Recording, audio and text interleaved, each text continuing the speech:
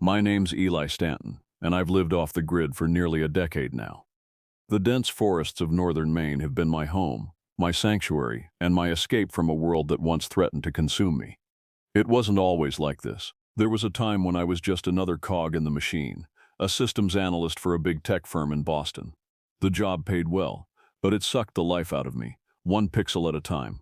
I still remember the day everything changed. It was a Tuesday, unremarkable in every way, until the phone call that shattered my world. My wife Laura had been in a car accident.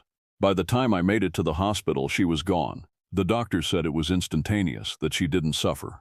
But I suffered. I suffered because I knew that if I hadn't been so absorbed in my work, so glued to my screens, I might have been there to pick her up from her art class like I'd promised.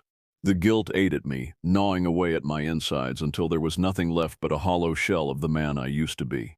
I couldn't bear to look at another computer screen, couldn't stand the constant buzz of notifications that seemed to mock my loss. So, I made a decision that some might call drastic, but to me it was the only way to preserve what was left of my sanity. I sold everything I could, gave away the rest, and used what little money I had left to buy a small rundown cabin deep in the Maine woods. It was miles from the nearest town, accessible only by a winding dirt road that became impassable during the harsh winter months. But that suited me just fine. I wanted isolation. I craved it. The cabin itself was nothing special when I first arrived. It was a simple log structure, weathered by years of neglect, with a tin roof that leaked when it rained and windows that rattled in the wind. But it was mine, and over the years I've poured my heart and soul into making it a home. I learned to hunt, to fish, to identify edible plants in the forest. I chopped wood for the long winters, patched the roof and reinforced the walls. Slowly but surely, the cabin transformed. Much like I did, it became sturdy, self-sufficient, a testament to survival in the face of adversity. Living alone suits me. There's a purity in nature that you don't find in city life. It's quiet, predictable. The rhythms of the forest became my heartbeat, the whisper of the wind through the pines my lullaby. I found peace in the solitude, a sense of purpose in the daily struggle for survival. But nature, I would soon learn, isn't always predictable, and sometimes the quiet hides secrets darker than any urban nightmare. It was a night like any other, or so I thought. The air was crisp with the promise of autumn, carrying the scent of pine and decay. I sat on my porch, a steaming mug of coffee in my hands, watching the sun dip below the tree line. The forest was alive with the usual evening sounds, the rustle of leaves, the call of birds settling in for the night, the scurrying of small animals in the underbrush. I've grown accustomed to these sounds over the years. They're comforting in their familiarity, a reminder that life goes on, regardless of human concerns. I can identify most of the local wildlife by sound alone now. The soft hoot of a barred owl, the chatter of a red squirrel, even the distant howl of the occasional wolf pack. But as the last rays of sunlight faded, painting the sky in hues of purple and orange, I heard something different, something that made the hair on the back of my neck stand up. It started as a low, throaty rumble, so deep I felt it more than heard it. At first I thought it might be distant thunder, but the sky was clear, stars just beginning to twinkle into view. Then I considered it might be a bear. We have a few up here, mostly black bears that keep to themselves, but this was different. The sound came again, louder this time, closer. It vibrated in my chest, set my teeth on edge. It was primal, ancient, something that spoke to a part of my brain I didn't know existed, a part that screamed danger. I stood up, my coffee forgotten, and tried to pinpoint where the sound was coming from. The forest was dense, the underbrush thick this time of year, making it hard to see much beyond the tree line. Shadows stretched long and dark, playing tricks on my eyes. The noise came a third time, and this time I was sure it was moving, getting closer. Without thinking, I retreated into the cabin, my heart pounding. I grabbed my rifle, an old Remington my father had given me years ago. It was a comforting weight in my hands, a connection to a past that seemed impossibly distant now. I'm not one to scare easily. You can't live out here alone if you jump at every shadow or unusual sound. But something about that noise triggered a deep-seated instinct in me. Something that said this wasn't a normal animal. This was something else entirely. I stepped back onto the porch, rifle at the ready, and peered into the gathering darkness. The forest had gone eerily quiet. No birds, no insects, even the wind seemed to have died down. It was as if the whole world was holding its breath, waiting. And then I saw it. A shadow, darker than the rest, moving at the edge of the clearing. It was big, much bigger than a bear, and it moved with a fluid grace that sent chills down my spine. For a moment, our eyes met across the distance. I couldn't make out any details in the fading light, but I felt its gaze lock onto me. Intelligent, calculating, hungry. And then it was gone, melting back into the forest as if it had never been there at all. I stood there for a long time, my rifle trained on the spot where I'd seen the creature, barely daring to breathe. But nothing else happened. Eventually, the normal sounds of the forest returned. A hesitant chirp here, a rustle there, as if the woodland creatures were cautiously checking to see if the coast was clear. As the adrenaline faded, I tried to rationalize what I'd seen. Maybe it was just a bear, unusually large and moving strangely in the shadows. Maybe my eyes were playing tricks on me, fatigue and isolation finally taking their toll. But deep down, I knew better. Whatever I'd seen out there, it wasn't something that belonged in these woods. It wasn't something that should exist at all. That night, for the first time since I'd moved to the cabin, I locked my door. Sleep eluded me that night. I tossed and turned, my mind replaying the events of the evening, trying to make sense of what I'd seen and heard. Every creak of the cabin's old timber, every whisper of wind outside, had me sitting bolt upright, rifle in hand. As the first light of dawn began to filter through the windows, I made a decision. I needed to investigate, to find some concrete evidence of what was out there, if only to prove to myself that I wasn't losing my mind. I geared up as if for a long hunting trip. Sturdy boots, layers of warm clothing, a pack with water and provisions. My trusty Remington, of course, and a hunting knife at my belt. As an afterthought, I grabbed my old digital camera. If I did find something out there, I wanted proof. The morning was crisp and clear, dew sparkling on every leaf and blade of grass. Under the bright light of day, last night's fears seemed almost silly. I set out in the direction I'd seen the creature disappear, moving slowly and carefully. Years of hunting had taught me how to move quietly through the underbrush, how to spot signs of animal passage. But as I ventured deeper into the forest, I realized I wasn't seeing any of the usual signs of wildlife. No droppings, no tufts of fur caught on branches. Even the birds were unnaturally quiet. It was as if everything was hiding. After about an hour of careful progress, I stumbled upon something that made me pause. A clearing, one I'd never noticed before despite my many forays into these woods. It wasn't large, maybe the size of my cabin's main room, but it was perfectly circular, too perfect to be natural. In the center of the clearing stood the remains of a deer, or what was left of it. The animal had been torn apart, entrails spilling out onto the ground, its eyes wide open and clouded in death. But it wasn't the gruesome sight that held my attention. It was the tracks around it. They were massive, easily twice the size of my boot print. They had the general shape of a canine's paw, but elongated, with claws that left deep gouges in the earth. I knelt down to get a closer look, running my hand over the edge of one of the prints. It was fresh, too fresh. I fumbled for my camera, snapping several pictures of the prints and the deer carcass. As I stood up, a twig snapped somewhere behind me. I spun around, rifle raised, but there was nothing there. Just trees, shadows, and the faint rustle of leaves in the breeze. But I couldn't shake the feeling that I was being watched. My heart was pounding in my chest, sweat trickling down my back despite the cool air. I wasn't sure what I was dealing with, but I knew it was dangerous, something beyond the natural order of things. I decided to head back to the cabin.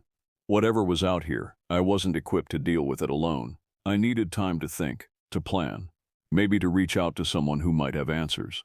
As I made my way back, moving as quickly and quietly as I could, my mind raced.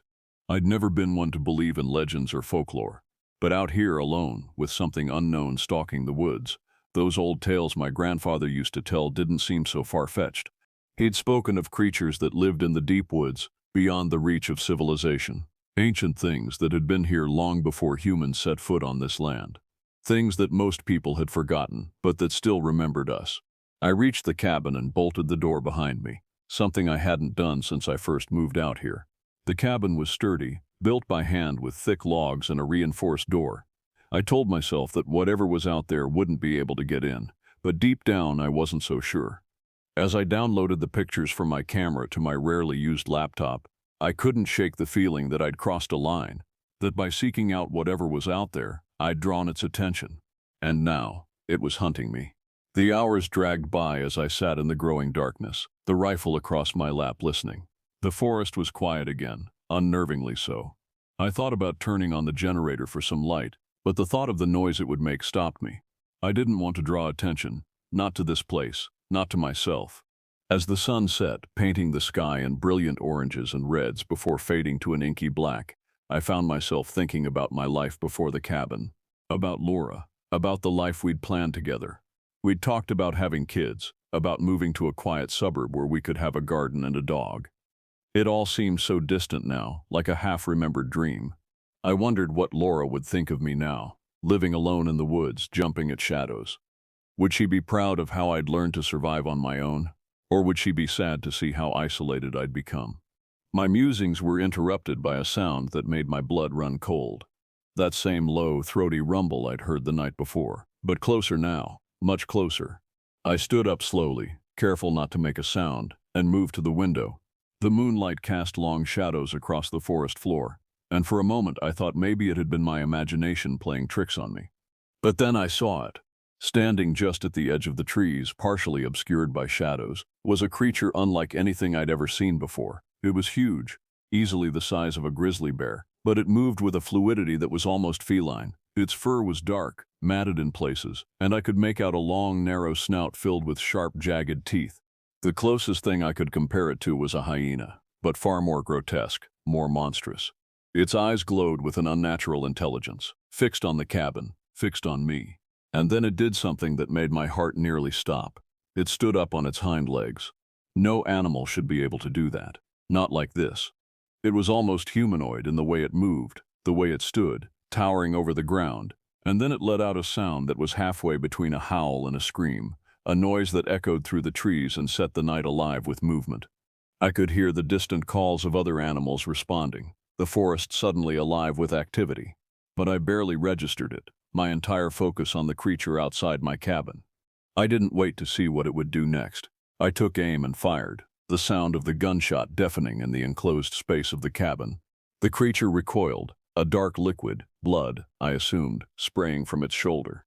But it didn't fall. Instead, it dropped back onto all fours and bolted into the woods, disappearing into the darkness as quickly as it had appeared. I stayed up the rest of the night, rifle in hand, listening for any sign that it might return. But the forest remained quiet, the only sounds those of the wind rustling through the leaves and the distant call of an owl. When dawn finally broke, I stepped outside, my legs shaky from the tension of the night. The clearing was empty, the only sign of what had happened being the bloodstains on the ground where I had shot the creature. I followed the trail as far as I could, but it eventually disappeared into the underbrush, the ground too rocky to hold any more tracks. Whatever that thing was, it was gone. For now. As I made my way back to the cabin, my mind was reeling. I'd lived out here for years, and I'd seen my share of strange things, but nothing like this. It wasn't a bear or a wolf or anything else that should be in these woods. It was something else, something old and dangerous. I knew I should probably leave, head into town and report what I'd seen. But who would believe me? And more importantly, could I bring myself to abandon the life I'd built here, the peace I'd found in these woods? No, I decided. This was my home, and I wasn't about to let some creature, no matter how terrifying, chase me out. But I was going to be a lot more careful from now on. That's for sure. As for what it was, I could only guess. Maybe some kind of ancient predator that's managed to stay hidden all these years. Maybe something that's always been here, just waiting for the right moment to show itself. But whatever it was out there, somewhere in those woods, and I had a feeling it would be back. Next time, though, I'll be ready. The days following my encounter with the creature were filled with a tense, watchful silence. I spent hours reinforcing the cabin's defenses, boarding up windows, setting up primitive alarms around the perimeter, anything I could think of to give myself an edge if, when, it returned. But as the days stretched into weeks with no sign of the beast, I found myself questioning my own memories. Had it really been as large as I remembered? As intelligent? Or had fear and isolation warped my perceptions? I pored over the photos I'd taken in the clearing, studying every pixel for clues. The tracks were real enough, as was the savage deer carcass, but neither provided concrete proof of what I'd seen that night. It was during this time that I realized how truly cut off I'd become from the rest of the world. I had no one to confide in, no one to seek advice from. The isolation that had once been my solace now felt suffocating. After much internal debate, I decided to make the trek into town. It was a grueling 6-hour hike to the nearest settlement, a small logging community called Millridge. I hadn't been there in over a year, and as I approached I felt like a ghost returning to the land of the living. The town hadn't changed much. A handful of stores along the main street, a diner that had seen better days, and the ever-present hum of logging trucks in the distance. I made my way to the local library, a small single-story building that smelled of old books and dust. The librarian, an elderly woman named Mrs. Hodgson, looked up in surprise as I entered. "Eli Stanton, is that you? Good Lord, we thought you'd gone and disappeared on us." I managed a weak smile. "Just been keeping to myself, Mrs. Hodgson. Listen, I was wondering if you had any books on local folklore. Legends, myths, that sort of thing." She raised an eyebrow but didn't ask questions. Instead, she led me to a small section at the back of the library. "Not much call for these, usually," she said, running a finger along the spines of several old, worn books. "But we've got a few. Anything in particular you're looking for?" I hesitated. How could I explain what I'd seen without sounding crazy? "I'm interested in stories about creatures in the woods. Anything unusual or unexplained." Mrs. Hodgson's face changed, a flicker of something, fear, recognition, passing across it before she composed herself. "Well," she said quietly, "you might want to start with this one." She pulled out a thin leather-bound volume titled Shadows in the Pines, Forgotten Legends of the North Woods. As I reached for the book, Mrs. Hodgson grabbed my wrist, her grip surprisingly strong for someone her age. "Be careful, Eli," she said, her voice barely above a whisper. "Some things are best left in the dark." Before I could respond, she had turned and shuffled back to her desk, leaving me alone with the book and a growing sense of unease. I spent the next few hours poring over the volume, my heart racing as I came across a section titled The Beast of Blackwood Forest. The description matched what I'd seen, a massive wolf-like creature that walked on 2 legs, with intelligence in its eyes and an appetite for flesh. According to the book, sightings of the beast dated back centuries, with the earliest recorded encounter in 1673 by a French trapper. The stories were remarkably consistent over time, a creature that seemed to blur the line between animal and something else. What struck me most was a passage near the end of the section. The beast is said to be drawn to isolation and despair. It preys not just on the flesh, but on the very soul of those who have cut themselves off from the world of men. I closed the book, my hands shaking. It was as if the author had reached across time to speak directly to me, to my situation. As I left the library, the sun was setting, painting the sky in shades of red and gold. I knew I should start the long trek back to my cabin, but something made me hesitate. The thought of returning to that isolation, of facing whatever was out there alone, filled me with a dread I couldn't shake. I found myself at the town's only motel, a rundown place called the Pine View Inn. The clerk looked surprised to see a customer but handed over a key without much conversation. That night, as I lay in the unfamiliar bed, listening to the occasional passing car and the hum of the ancient air conditioner, I made a decision. I couldn't go back to the cabin. Not yet, maybe not ever. I spent the next week in Millridge, slowly reacclimating to the presence of other people. I took odd jobs here and there, helping out at the hardware store, doing some basic computer work for the town office. It felt strange, using skills I'd almost forgotten I had. But as the days passed, I found myself growing restless. The town, which had seemed so alive when I first arrived, now felt stifling. I missed the quiet of the forest, the self-reliance of my life there. And more than that, I felt a growing sense of unfinished business. Whatever that creature was, it was still out there, and if the legends were true, it would keep hunting, keep killing. On the 8th day, I packed up my meager belongings and headed back into the woods. The hike seemed shorter this time, my steps purposeful and determined. As I approached my cabin, I half expected to find it destroyed, torn apart by the beast in my absence. But it stood just as I'd left it, a testament to the solidity of its construction and the peace of the forest around it. I spent the next few days preparing. I reinforced the doors and windows, set up more alarms around the perimeter. I cleaned my rifle and stocked up on ammunition. And I waited. It was on the 3rd night that I heard it again, that low rumbling growl that set my teeth on edge. But this time I was ready.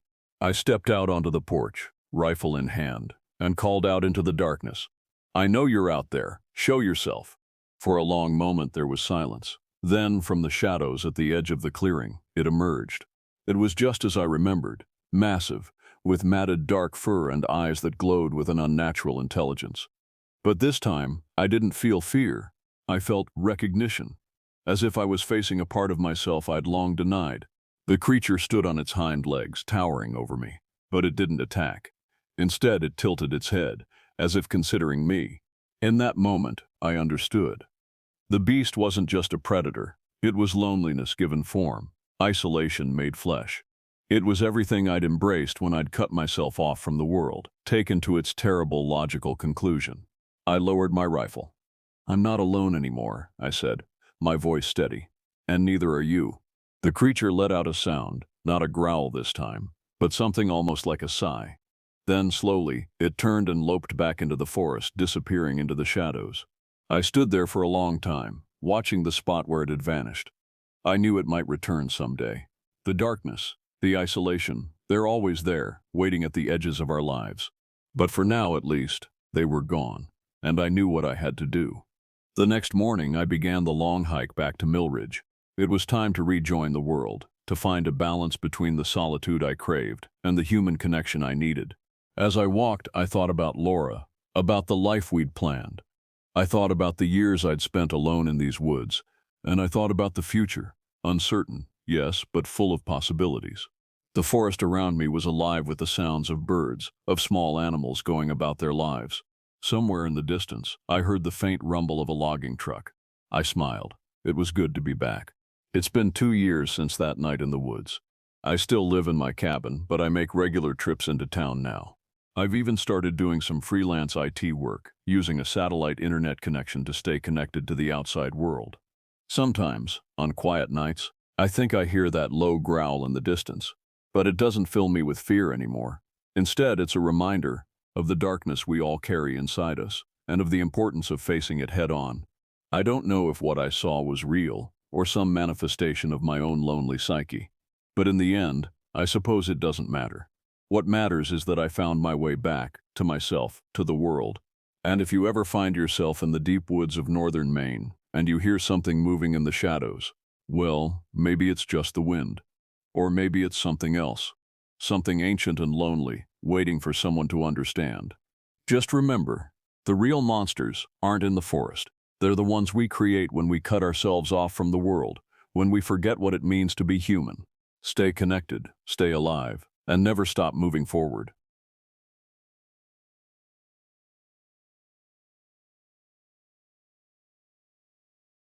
The summer of 2019 was particularly scorching in northern Michigan, but that didn't deter our plans. Me and my 3 closest friends, Henry, Jasper, and Noah, had been planning this trip for months. Noah's father owned a remote hunting cabin about 30 miles from the nearest town, nestled deep in the densely wooded wilderness where cell reception was spotty at best and non-existent at worst. I was 32 that year, the oldest of our group by only a few months.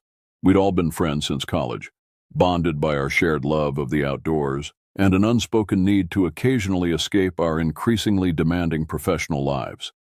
This week-long retreat was meant to be restorative. Fishing, hiking, drinking beers around a fire, and reconnecting with both nature and each other. The drive up was filled with the usual banter and anticipation. We arrived at the dirt access road around noon, and from there it was another 45 minutes of bumpy driving before we reached the cabin itself.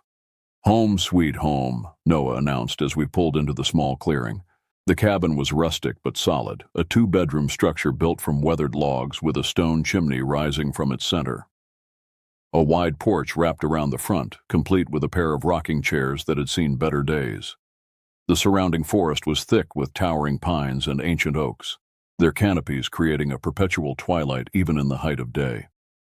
The air smelled of pine sap and rich soil, undisturbed by the pollution of the city. In the distance, I could hear the gentle babbling of the creek Noah had promised would be full of trout. "Your dad really knows how to pick 'em," I said, inhaling deeply as I stepped out of the car. "Can't even hear a highway from here." "That's the point," Noah replied, unloading supplies from the trunk. "Dad always said the further you get from other people, the closer you get to yourself." Henry chuckled, lighting a cigarette. "Or the closer you get to being eaten by bears." The only predators around here are coyotes and the occasional mountain lion, Noah said with authority. Nothing we can't handle. Jasper, always the most observant among us, was already surveying the tree line with interest. There's a hunting platform in that oak, he noted, pointing to a sturdy-looking wooden structure about 15 feet up. Is that your dad's? Noah nodded. Built it himself about 10 years ago. Great spot for deer hunting in the fall. You can see the whole eastern approach to the clearing from up there. We spent the next hour unloading our gear and settling into the cabin. Inside, it was simple but comfortable. A main room with a stone fireplace and kitchenette, 2 bedrooms with bunk beds, and a small bathroom with running water courtesy of a well and generator setup. As the afternoon progressed, I found myself drawn to the windows, studying the dense wall of trees that surrounded us. Despite the warm welcome of sunshine and birdsong, I couldn't shake a peculiar sensation, as if the forest was studying us just as intently in return. Who's up for some fishing? Jasper asked around 3 o'clock, already assembling his rod. The temperature had climbed to nearly 90 degrees, and the prospect of cool creek water was appealing to all of us. The path to the creek wound through the forest for about a quarter mile, barely visible beneath the undergrowth. Noah led the way confidently, having visited many times before with his father. Watch your step, he warned as we descended a steep embankment. Some of these rocks get slick even in dry weather. The creek revealed itself suddenly, a 20-foot-wide ribbon of clear water cutting through the forest floor, bordered by smooth stones and small sandy beaches. Fallen logs created natural bridges at various points, and the water gurgled pleasantly as it navigated around them. This is perfect, I said, already envisioning the trout that must be hiding in the deeper pools. We spread out along a 50-yard stretch, each claiming our own fishing spot. I found a promising location near a deeper pool where the water swirled lazily around a half-submerged log. The afternoon passed pleasantly, the 4 of us occasionally calling out when someone got a bite. I'd caught 2 modest-sized trout and was working on my third when Henry's voice cut through the forest sounds. Guys, check this out! We converged on his position downstream. Henry was pointing at something in the water near the opposite bank. As we focused, I could make out the distinctive pattern of a water snake, its body undulating gracefully against the current. That's a northern water snake, Noah identified. Non-venomous, but they'll still bite if you mess with them. The snake was nearly 3 feet long, its dark body marked with brown and reddish bands. It moved with surprising speed against the current, hunting for small fish or frogs. Hold up, Jasper said, pulling out his phone to take a picture. This'll make a great shot. What happened next occurred so quickly that we barely had time to process it. As Jasper raised his phone, a shadow passed overhead. There was a rush of air, a splash, and suddenly a red-tailed hawk was rising from the creek, the snake writhing in its powerful talons. Holy! Henry's exclamation was cut short as we watched the hawk ascend, the snake fighting desperately in its grasp. The violence of nature played out above us as the hawk adjusted its grip mid-flight, the snake's struggles growing weaker. Then both predator and prey disappeared over the tree line, leaving us in stunned silence. Did you get that? I asked Jasper. He nodded, reviewing the sequence on his phone. Got the whole thing. That was intense. Nature's brutal, Noah said quietly. Dad always says we forget that when we're living in cities. The encounter left us subdued as we packed up our fishing gear. The sun was beginning to dip toward the horizon, lengthening the shadows around us. It was time to head back and prepare dinner. As we gathered our things, I noticed something odd about the forest. The ambient sounds, the birds, insects, and rustling leaves, had diminished significantly. The woods had grown unnaturally quiet, as if holding its collective breath. We should get back, I said, suddenly eager to return to the cabin's relative safety. It'll be dark soon. The path back seemed different somehow, darker, more enclosed. I attributed it to the changing angle of the sun, but couldn't shake a growing unease. About halfway to the cabin, Noah stopped abruptly, causing me to nearly collide with him. Look, he whispered, pointing to our right. Through the trees, perhaps 30 yards away, stood a deer. In Michigan, white-tailed deer are common enough, but my immediate impression was that something was off about this one. Even at a distance, it appeared unusually large. That's a buck, Henry whispered. Big one, too. As our eyes adjusted, I could make out more details. The deer was partially obscured by a large oak, but its head and neck were visible. What struck me was its posture, It wasn't grazing or moving, but standing perfectly still, its head turned directly toward us. "Is it just me, or is that thing watching us?" Jasper murmured. He was right. Unlike typical deer that bolt at the first sign of human presence, this one was deliberately observing us. Its head rose above the underbrush at a height that seemed impossible for a normal deer.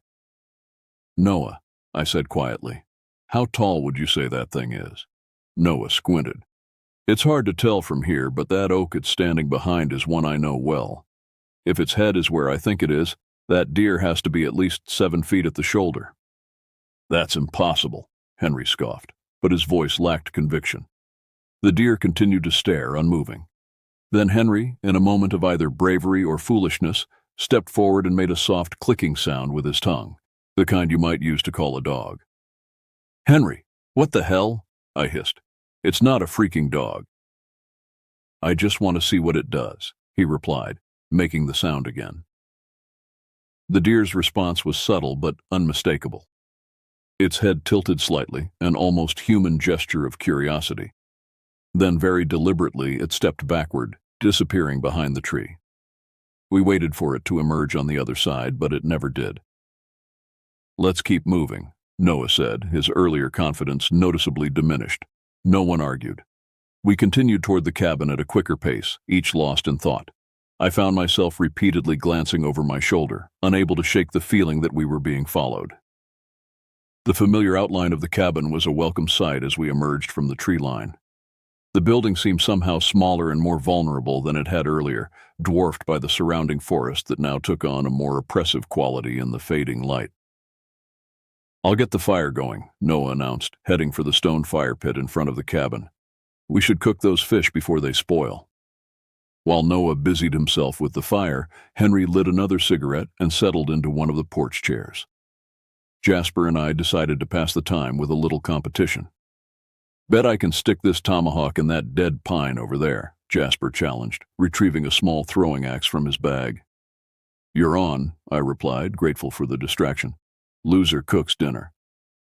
The dead pine stood about 15 feet away, its bark gray and peeling. Jasper took the first throw, the tomahawk rotating once before striking the tree with a satisfying thunk, burying itself an inch deep. "Your turn," he grinned, retrieving the axe. Our competition continued as the sky darkened and Noah's fire grew stronger. The physical activity helped ease the tension that had built during our encounter in the forest, though I noticed we all frequently glanced toward the tree line. By the time the fire was properly blazing, Jasper had won our contest by 2 throws. "Hope you're ready to cook," he teased as I conceded defeat. The evening progressed pleasantly enough. We grilled the trout along with some hot dogs, cracked open beers, and tried to recapture our earlier enthusiasm for the trip. As darkness fully enveloped the forest, the fire became our center of gravity, its warm light creating a small circle of safety against the pressing blackness beyond. "So about that deer," Henry said after his first beer, voicing what we'd all been thinking about. "That was weird, right?" "Definitely not normal behavior," Noah agreed. "Deer don't typically stand their ground like that, especially not with 4 humans present." "Forget the behavior," Jasper interjected. "Did you see the size of it? I've been hunting since I was 12, and I've never seen a whitetail that big." Noah nodded solemnly. When it was standing behind that oak, its head was almost level with that broken branch. That would put it at the size of a large horse, maybe bigger. "Could it have been an elk?" I suggested, searching for a rational explanation. "They get pretty big." "No elk in this part of Michigan," Noah replied. "Not for decades." We fell silent, each contemplating the anomaly we'd witnessed. The fire crackled, sending sparks spiraling into the night sky. From somewhere deep in the forest came the haunting call of an owl. "My dad used to tell stories," Noah said finally, his voice low. "Old hunters' tales about strange things in these woods. I always thought they were just stories meant to keep me from wandering too far." "What kind of stories?" Henry asked, leaning forward. Noah shrugged, suddenly uncomfortable. "Just old folklore. Every forest has them. Native American legends, settler superstitions, that sort of thing." "About deer?" Jasper pressed. "About things that use familiar shapes to hide their true nature," Noah replied cryptically. Look, it was probably just an unusually large buck, maybe with some genetic mutation. Nothing supernatural. The conversation drifted to other topics after that, but an undercurrent of unease remained. None of us ventured far from the fire, and we all agreed to turn in relatively early. By midnight, we had doused the fire and retreated to the safety of the cabin, securing the door behind us. Sleep came surprisingly easy, despite the day's unsettling encounter. The physical exertion of fishing and the calming effect of a few beers likely contributed to my quick descent into unconsciousness. I was assigned one of the bottom bunks in the main bedroom, with Jasper above me and Noah and Henry in the second bedroom. I don't know how long I slept before the sound penetrated my dreams. At first, it incorporated itself into my subconscious, a distant calling that my dreaming mind attributed to someone shouting my name. But as consciousness gradually returned, the sound resolved into something else entirely. It was a buck call, the distinctive grunting sound male deer make during rutting season. Even in my groggy state, two things immediately struck me as wrong. It was June, not rutting season, and the sound was somehow distorted, deeper and more resonant than any deer call I'd ever heard. I lay perfectly still, straining my ears. The cabin was silent except for Jasper's steady breathing above me. The call came again, closer this time. It seemed to originate from just beyond the cabin walls, a low, guttural sound that bore only a passing resemblance to a normal deer vocalization. Carefully, I slipped from my bunk and moved to the window. The night was clear, moonlight bathing the clearing in a ghostly blue glow. I scanned the tree line, expecting to see nothing. That's when I saw it. At the edge of the clearing stood a figure. In the moonlight, its silhouette was unmistakable, the general shape of a deer, but wrong in fundamental ways. It stood upright on two legs, its proportions disturbingly human-like despite the distinctly cervine head. Even from a distance, I could see that its antlers were massive, extending outward and upward like gnarled branches. Fear cemented me in place as the creature took a deliberate step forward, then another, emerging fully from the tree line. Its movement was fluid yet unnatural, a bipedal gait that no deer should possess. As it approached the cabin, I shrank back from the window, heart hammering against my ribs. The creature stopped about 20 yards from the cabin, raised its head, and emitted that terrible approximation of a buck call again. Then it turned its head directly toward my window. I dropped to the floor, pressing my back against the wall beneath the window. Seconds stretched into an eternity as I fought to control my breathing, certain that any sound would betray my presence. The floorboards outside my window creaked. Something large was moving along the side of the cabin, its weight causing the old wood to protest. I remained frozen, listening to its progress until the sound stopped directly outside my window. Against every instinct for self-preservation, I slowly raised myself just enough to peer over the windowsill. The face that greeted me would haunt my nightmares for years to come. It was, at first glance, the head of a white-tailed buck, but observed closely, the wrongness of it became apparent.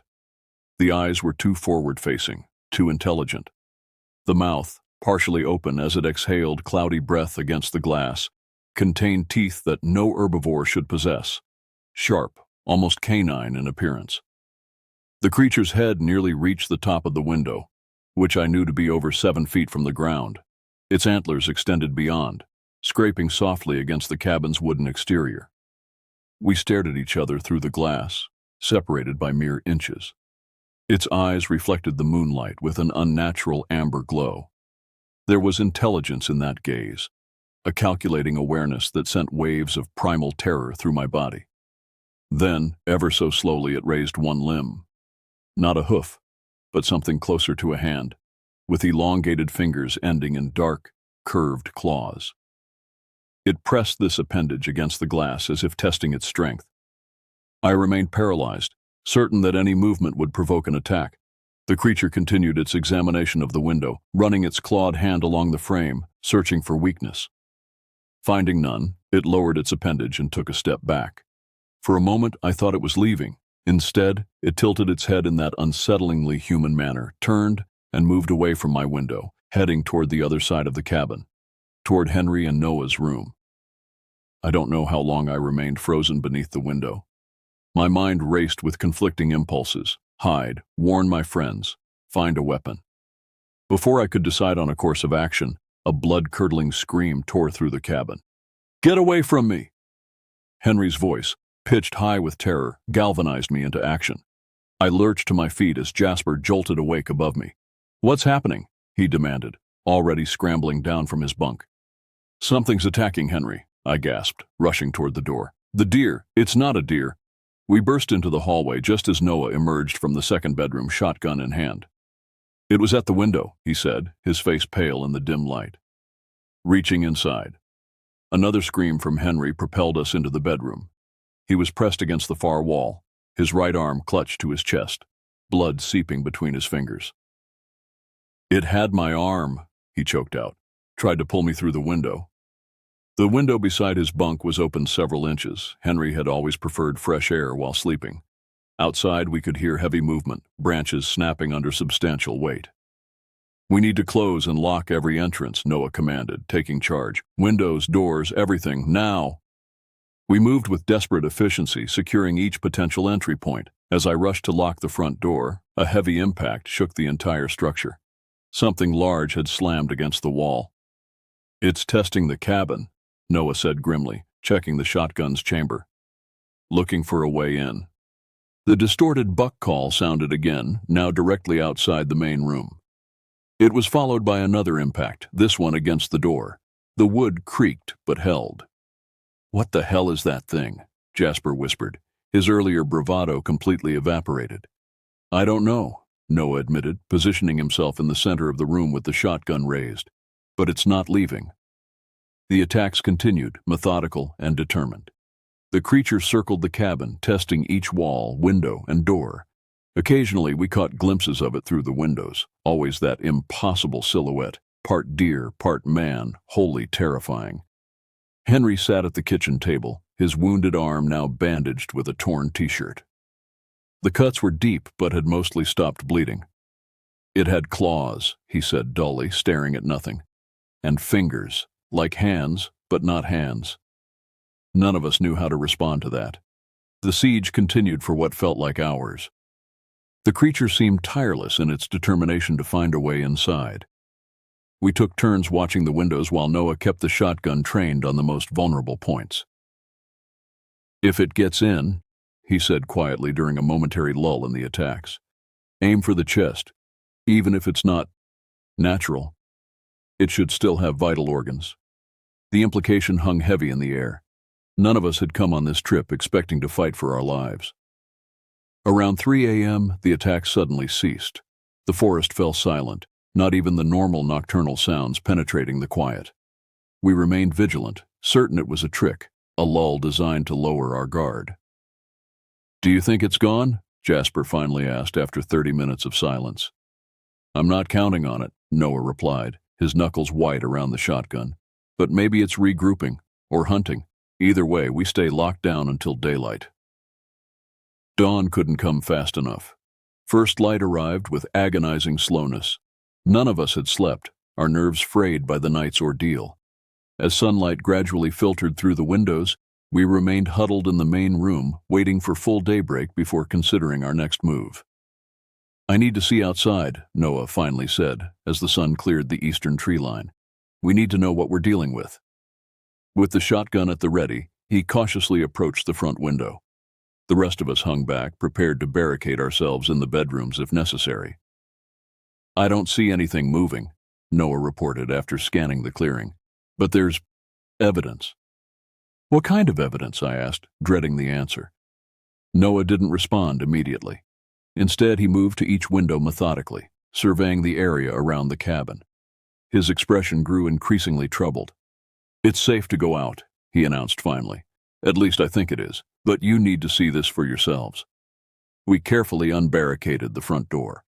Noah exited first, shotgun raised, while the rest of us followed cautiously. The morning air was crisp and clean, belying the horror of the previous night. The damage to the cabin was immediately apparent. Deep gouges marked the walls where the creature had attacked, splintered wood hanging in strips. The front door showed significant damage, the frame partially separated from the wall. But it was the ground around the cabin that truly confirmed our encounter. Footprints circled the entire structure. not the typical cloven hoofprints of a deer, but something far more disturbing. They were larger than a man's foot, with a hybrid quality that defied easy description. The front portion resembled a hoof, but the rear splayed out into something almost hand-like, with distinct digit impressions. "These aren't deer tracks," Jasper stated the obvious, kneeling to examine one particularly clear impression. "Not bear or mountain lion either." "Look at the size," I added, placing my open hand next to one print. My entire hand fit easily within its perimeter. Noah had moved to examine the exterior wall beneath Henry's window. "There's blood here," he noted grimly, "and hair caught in the wood." We gathered around. Snagged in the splintered siding were several coarse hairs, too long and thick for a deer, more similar to human hair but with an unusual reddish-brown coloration. "There's something else," Noah said, his voice strained. He pointed upward. On the cabin's roof lay the carcass of a deer, a young doe, its body broken and mangled. But it wasn't the dead animal itself that caused us to recoil in horror. It was the manner of its demise. The doe's chest cavity had been torn open, ribs splayed outward, its heart and liver conspicuously absent. "It was feeding," Henry whispered, clutching his bandaged arm tighter, like it was leaving us a message. No one disputed his interpretation. Our examination continued with growing dread. The creature had circled the cabin dozens of times during the night, its tracks indicating a methodical search for entry points. In some places, the ground was torn up where it had apparently stood in place, possibly listening or planning its next move. "We need to leave," I said finally, voicing what we were all thinking. "Now. Today." No one argued. We returned to the cabin and began packing with urgent efficiency, each of us processing the impossible evidence we'd witnessed. The previous night, fear and darkness had allowed for potential misinterpretation. But in the clear light of day, the reality was undeniable. We had encountered something that should not exist. We were packed and ready to depart within 30 minutes. Noah insisted on taking photos of the evidence, the tracks, claw marks, and even, reluctantly, the mutilated doe on the roof. "For my father," he explained. "He needs to know what's happening here." The drive out of the forest was tense, each of us starting at shadows among the trees. I took the wheel, Noah riding shotgun with his actual shotgun across his lap. Henry and Jasper sat in the back, scanning the forest on either side of the narrow access road. "What do you think it was?" Jasper finally asked, breaking the heavy silence. No one answered immediately. The question demanded acknowledgement of something beyond our understanding of the natural world. "My grandfather used to tell stories," Noah said eventually, his eyes never leaving the tree line. "He was half Ojibwe, said these forests have always had guardians, spirits that protect the land from those who would harm it." "We weren't harming anything," Henry protested, his voice hoarse. "Some of the stories weren't about protection," Noah continued. "Some were warnings about things that had changed, corrupted, things that started as one creature but became something else." The implication hung in the air as we continued our slow progress toward the main road. When we finally reached the highway, the relief was palpable, as if we'd crossed an invisible boundary beyond which normal rules of reality were restored. We stopped at a diner in the nearest town, each ordering coffee more for the comfort of normality than actual thirst. We agreed on a story for Henry's arm, a fishing accident, a hook gone astray, before seeking medical attention at the local clinic. The doctor who treated Henry's wound frowned at the jagged tears. "This doesn't look like any fishing injury I've seen," she remarked, but didn't press the issue when we maintained our story. The long drive home was subdued. We tried discussing what had happened, attempting to rationalize our experience, but the conversation inevitably circled back to the undeniable evidence of our senses. "Maybe it was some kind of mutation," Jasper suggested. "Radiation or chemical contamination could cause deformities." "Deformities don't explain intelligence," I countered. "That thing was hunting us deliberately. It was thinking." In the weeks that followed, we struggled to readjust to normal life. I found myself startling at unexpected movements glimpsed from the corner of my eye. Shadows took on threatening dimensions. Sleep became elusive, my dreams plagued by antlered silhouettes and amber eyes. Noah contacted his father about the incident. The older man visited the cabin himself, returning with troubling reports of more tracks, more signs of the creature's presence. He closed up the property indefinitely. Henry was the most affected. The physical wounds healed, leaving 3 parallel scars along his forearm, but the psychological damage ran deeper. He developed a pathological fear of forests and would cross the street to avoid even ornamental deer statues. The medication his therapist prescribed helped with the anxiety, but couldn't erase the memory. Jasper and Noah returned to the area once, a year later, during daylight hours and heavily armed. They didn't stay overnight but reported finding more evidence: deer carcasses with surgical precision to the wounds, unusual tracks, and a crude structure of branches high in the trees that resembled no known animal nest. As for me, I've never returned. I can't. The rational part of my mind has constructed various explanations over the years: a deformed predator, perhaps a bear with genetic abnormalities, or even a human psychopath using animal disguise to terrorize intruders. But in my heart, I know the truth. There are things in this world that exist in the boundaries between classification, things that defy our comfortable categorizations. Things that watch and wait in the ancient forests, wearing familiar shapes that disguise their true nature. I still fish and occasionally camp, but only in open spaces where visibility extends in all directions. I never venture into dense forests anymore, especially not as daylight wanes, and I never, under any circumstances, approach deer that stand their ground when humans appear. Some nights, when the wind blows from the north carrying the scent of pine and earth, I find myself checking the locks on my doors and windows. I draw the curtains tight and turn up the television to drown out any sounds from outside, because deep down, I know that what we encountered wasn't confined to those woods. It's still out there, watching, waiting, and I can't escape the terrible certainty that someday, somehow, I'll look up to find those amber eyes staring at me through a window once again.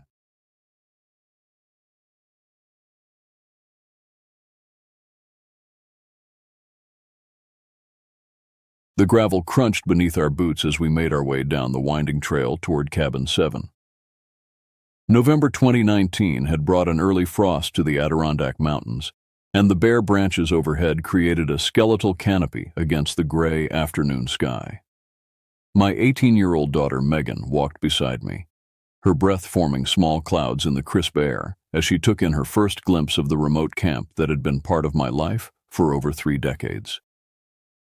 "It's really isolated out here, Dad," she said, adjusting her backpack straps as we navigated around a fallen branch that had partially blocked the narrow path.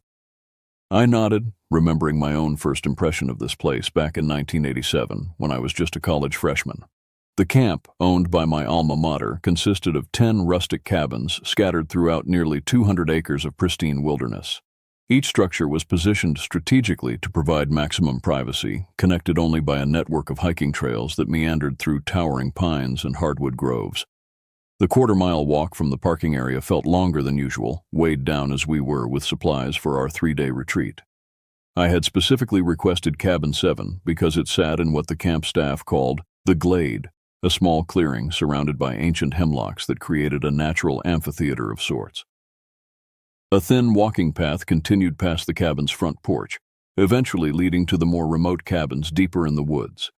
As we approached our destination, I felt the familiar sense of peace that always accompanied my arrival here. The cabin's rustic construction was a testament to early American craftsmanship. Massive logs hewn directly from the surrounding forest, fitted together with such precision that they had weathered decades of harsh mountain winters. The structure seemed to grow organically from the forest floor, as if it had always been part of this landscape. "Wow, it really is like stepping back in time," Megan observed, running her hand along the smooth surface of one of the porch support posts. The covered porch stretched across the entire front of the cabin, its wooden railing weathered to a silvery gray. Built into the left side of the railing was a sturdy wood rack, constructed of thick horizontal slats designed to hold split logs off the ground. I fished the old brass key from my jacket pocket and unlocked the heavy wooden door. The hinges creaked as it swung open, releasing the familiar scent of aged wood and cold ash from the massive stone fireplace that dominated the main room. The interior was spartanly furnished, but comfortable.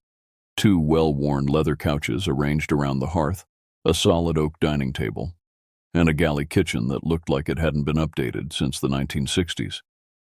"No electricity?" Megan asked, noting the absence of light switches or outlets.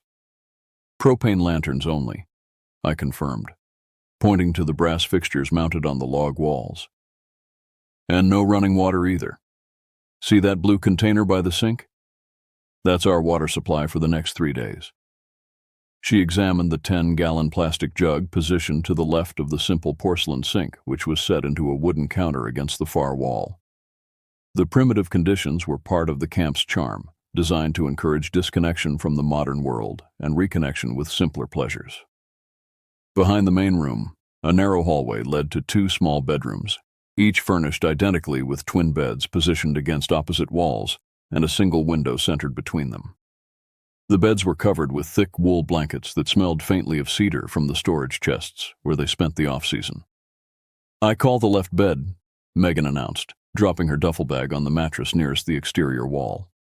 "Works for me," I replied, though I couldn't shake a vague uneasiness about her choice. The window between our beds looked out into dense forest, where the last rays of afternoon sunlight were already beginning to fade between the tree trunks. We spent the next hour unloading our supplies and settling in. I showed Megan how to operate the propane lanterns and explained the quirks of the old wood-burning stove in the kitchen. By the time we had finished organizing our gear, the temperature inside the cabin had dropped noticeably, and I could see my breath when I exhaled.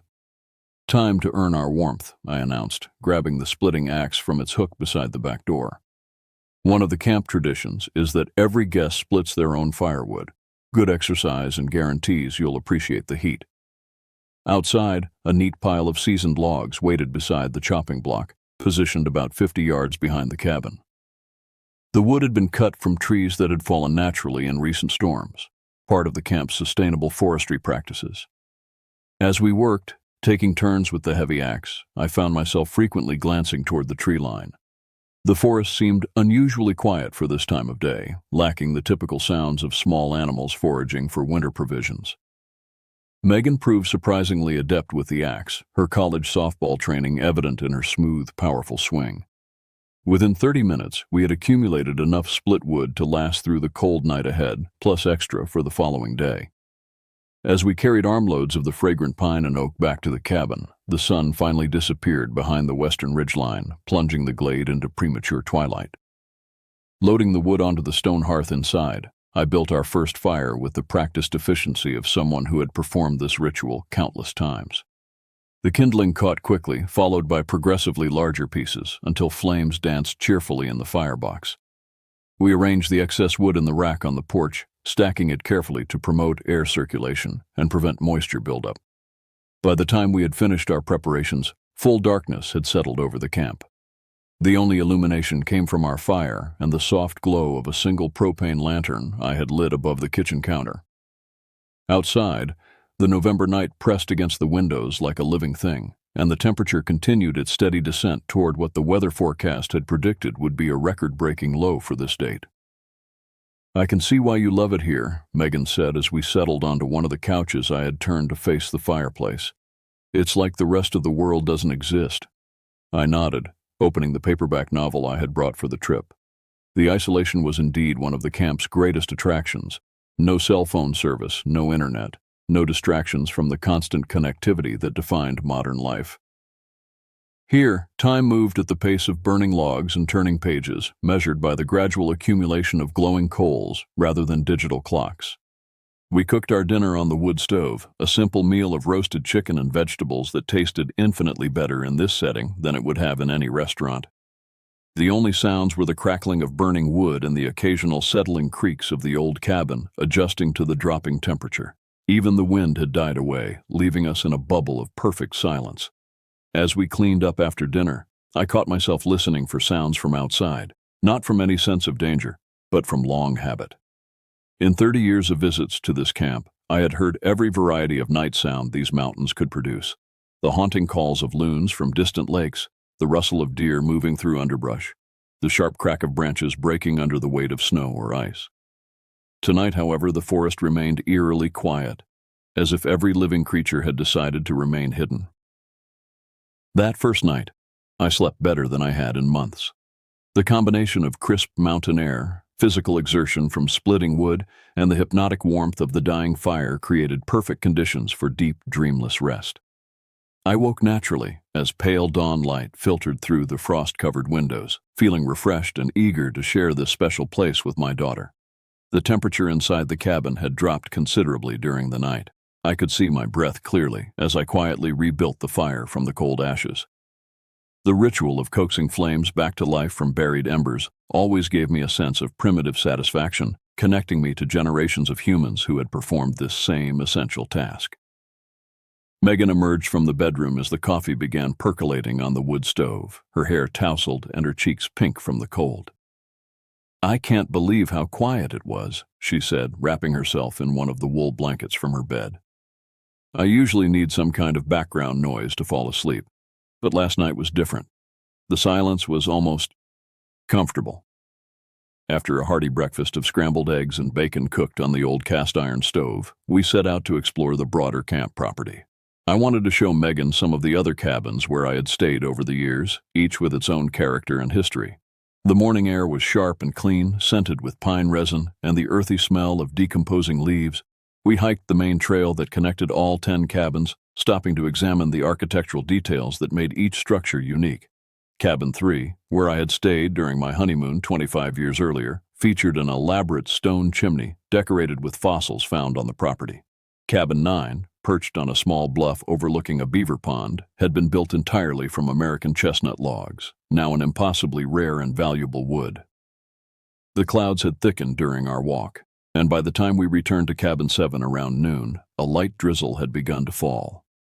I quickly rebuilt our fire while Megan prepared sandwiches for lunch. The cabin felt wonderfully cozy as we settled back onto the couch with our simple meal, listening to the gentle patter of raindrops on the roof. "I understand now why you've been coming here for so long," Megan said, curling up in the corner of the couch with her book. "There's something almost addictive about the simplicity. No decisions to make, except when to add wood to the fire and what to read next." I smiled, remembering my own first experience of this place and how it had instantly become a refuge from the complexities of academic life. Over the decades, I had brought roommates, girlfriends, and eventually my wife to this camp. Megan was the first of my children to show interest in joining me, and I was grateful she seemed to appreciate what made this place special. We spent the afternoon reading in comfortable silence, occasionally commenting on our books or feeding another log to the fire. The rain continued steadily but gently, creating a soothing background rhythm that made the warm interior feel even more welcoming. Every so often, I would glance up from my pages to watch my daughter, noting how the firelight softened her features and gave her an almost timeless appearance. She could have been any young woman from any era, seeking solace and wisdom in the pages of a book beside a warming fire. As evening approached, the rain tapered off, leaving the forest glistening with moisture. I lit several of the wall-mounted propane lanterns, casting a warm, steady glow throughout the main room. We prepared a more elaborate dinner than the previous night. Pasta with meat sauce, garlic bread warmed on the wood stove, and a bottle of wine I had been saving for a special occasion. "To new traditions," I toasted as we sat down at the oak table. "To new traditions," Megan agreed, clinking her glass against mine. The meal was leisurely and conversation flowed easily between us. We talked about her plans after college graduation, my memories of my own early career, and the changes we had both noticed in the world over the past few years. The wine and warmth of the cabin created an atmosphere of intimate honesty that rarely occurred in our normal daily interactions. As we cleaned up after dinner, I found myself feeling genuinely content. This trip was accomplishing exactly what I had hoped, providing quality time with my daughter while introducing her to a place that had shaped so many of my most treasured memories. The rain had stopped completely, and through the windows I could see stars beginning to appear between the dispersing clouds. "Perfect timing," I observed, nodding toward the clearing sky. "Tomorrow should be ideal hiking weather." Megan yawned and stretched, the combination of fresh air, wine, and the hypnotic warmth of the fire making her drowsy. "I think I'm ready for bed," she announced. "That mountain air really takes it out of you." I banked the fire carefully, ensuring enough coals would survive to make morning fire starting easier, and followed her toward the bedrooms. As I prepared for sleep, I felt a deep sense of satisfaction with how the trip was progressing. Megan seemed genuinely enchanted with the camp, and we were building exactly the kind of shared experience I had hoped for. Outside, the forest had returned to its profound nighttime quiet. No wind stirred the branches, no animals called to each other across the darkness. The silence was so complete it seemed almost solid, wrapping around the cabin like a protective blanket. As I drifted toward sleep, I remember thinking that this might be one of the most peaceful places left on Earth. I was completely unprepared for what the next day would bring. The second day dawned crisp and clear, with brilliant sunshine streaming through windows still etched with delicate frost patterns. I woke feeling energized and optimistic, eager to continue showing Megan the hidden treasures of the camp property. After rebuilding the fire and starting coffee, I stepped onto the front porch to assess the weather conditions for our planned longer hike. The air was so clean and sharp it seemed to cut into my lungs with each breath. Every detail of the surrounding forest stood out with startling clarity. Individual needles on the pine boughs, the intricate patterns of bark on the oak trees, the crystalline droplets of moisture still clinging to spider webs stretched between branches. It was the kind of perfect autumn morning that makes you grateful to be alive and aware. Megan emerged from the cabin carrying 2 steaming mugs of coffee, her cheeks already pink from the cold air. "It's like a postcard out here," she said, handing me one of the cups and settling onto the porch railing beside me. We spent a pleasant hour planning our day's adventure over breakfast, studying the hand-drawn trail map that had been left in the cabin by previous guests. I wanted to show her the old fire tower on the property's highest peak, a remnant from the days when forest fires posed a constant threat to these mountains. The hike would take most of the morning, but the views from the top were spectacular on a clear day like this. By mid-morning, we had packed day packs with water and snacks and set out on the trail that wound up the mountainside behind the cabin. The path was well maintained but challenging, climbing steadily through groves of birch and maple trees that had dropped their leaves to create a thick golden carpet beneath our feet. Megan proved to be an excellent hiking companion, maintaining a steady pace while pointing out interesting rock formations and wildlife signs along the way. The fire tower, when we finally reached it after 2 hours of climbing, was even more impressive than I had remembered. Built in the 1930s by the Civilian Conservation Corps, the steel structure rose 60 feet above the tree line, offering panoramic views of the entire Adirondack region. We climbed the metal stairs to the observation platform, where a rusty logbook invited visitors to record their impressions. "This is incredible," Megan breathed, slowly turning to take in the 360-degree vista of mountains, lakes, and forest stretching to the horizon in every direction. I had no idea the camp was situated in such spectacular country.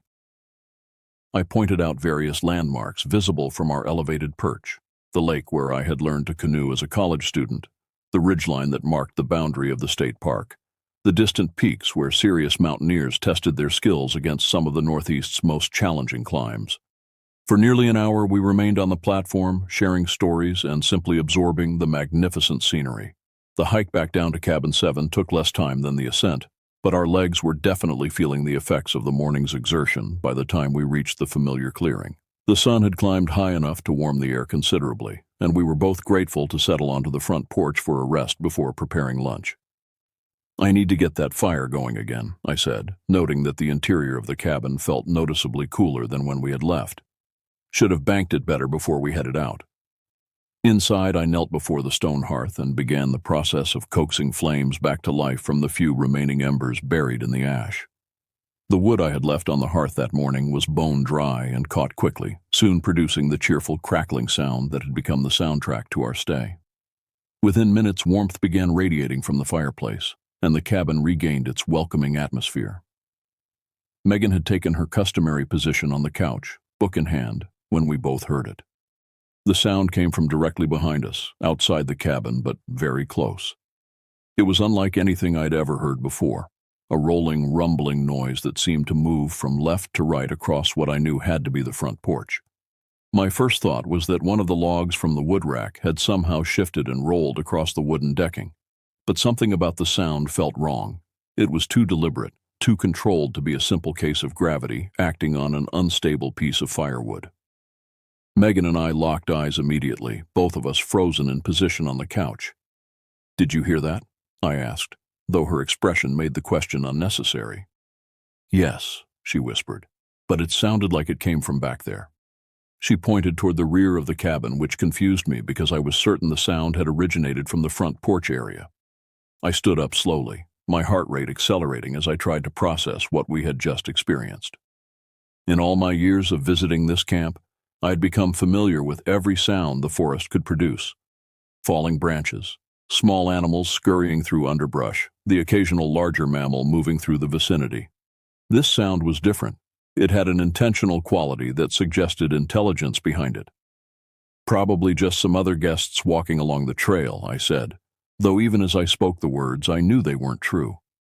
The rolling sound hadn't been footsteps, and it had come from the porch itself, not the walking path that passed 15 feet away from the cabin's front steps. I moved to the window and peered out toward the trail, expecting to see hikers or perhaps some of the camp maintenance staff making their rounds. The forest was completely empty. No movement, no signs of human presence, no indication that anyone else was anywhere in the vicinity.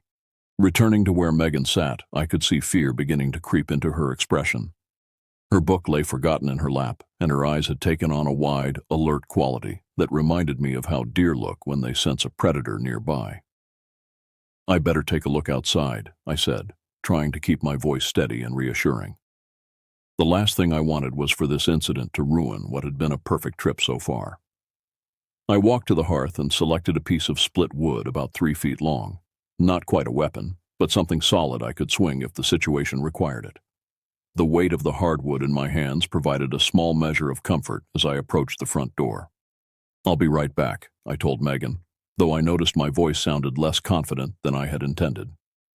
The brass doorknob felt cold under my palm as I turned it slowly, listening for any sounds from the other side. The hinges creaked as I opened the door just wide enough to slip through, then closed it behind me with a soft click that seemed unnaturally loud in the stillness. I stood on the threshold for a moment, letting my eyes adjust to the bright sunlight after the relative dimness of the cabin interior. Every detail of the porch appeared exactly as it should. The wood rack still neatly stacked with split logs, the railing showing its normal pattern of weathered wood grain, the decking clean except for a few scattered leaves that had fallen during our morning hike. Taking 2 deliberate steps onto the porch proper, I turned first to my left, scanning the area where the trail emerged from the forest. Nothing moved among the trees, and I could see far enough along the path to confirm that no other hikers were approaching or departing. The silence was so complete I could hear my own heartbeat pounding in my ears. Then I turned to the right, toward the wood rack where I believed the sound had originated. What I saw in that moment changed everything I thought I understood about the nature of reality. Hovering approximately 3 feet above the carefully stacked logs in the wood rack was something that defied every category my rational mind tried to impose upon it. At first glance, it resembled a tentacle from some massive sea creature, thick as my forearm at the base, tapering to a more slender tip, perhaps 4 feet in length overall. But this was no marine animal displaced to an Adirondack forest. The surface appeared to be a mottled light brown color marked with irregular white spots, while the underside showed a pale, almost translucent quality. Most unsettling of all, the entire form seemed to shift and shimmer as I stared at it, as if it existed only partially in the physical world I recognized. It possessed a luminous quality that reminded me of heat mirages rising from summer pavement, but far more substantial and purposeful.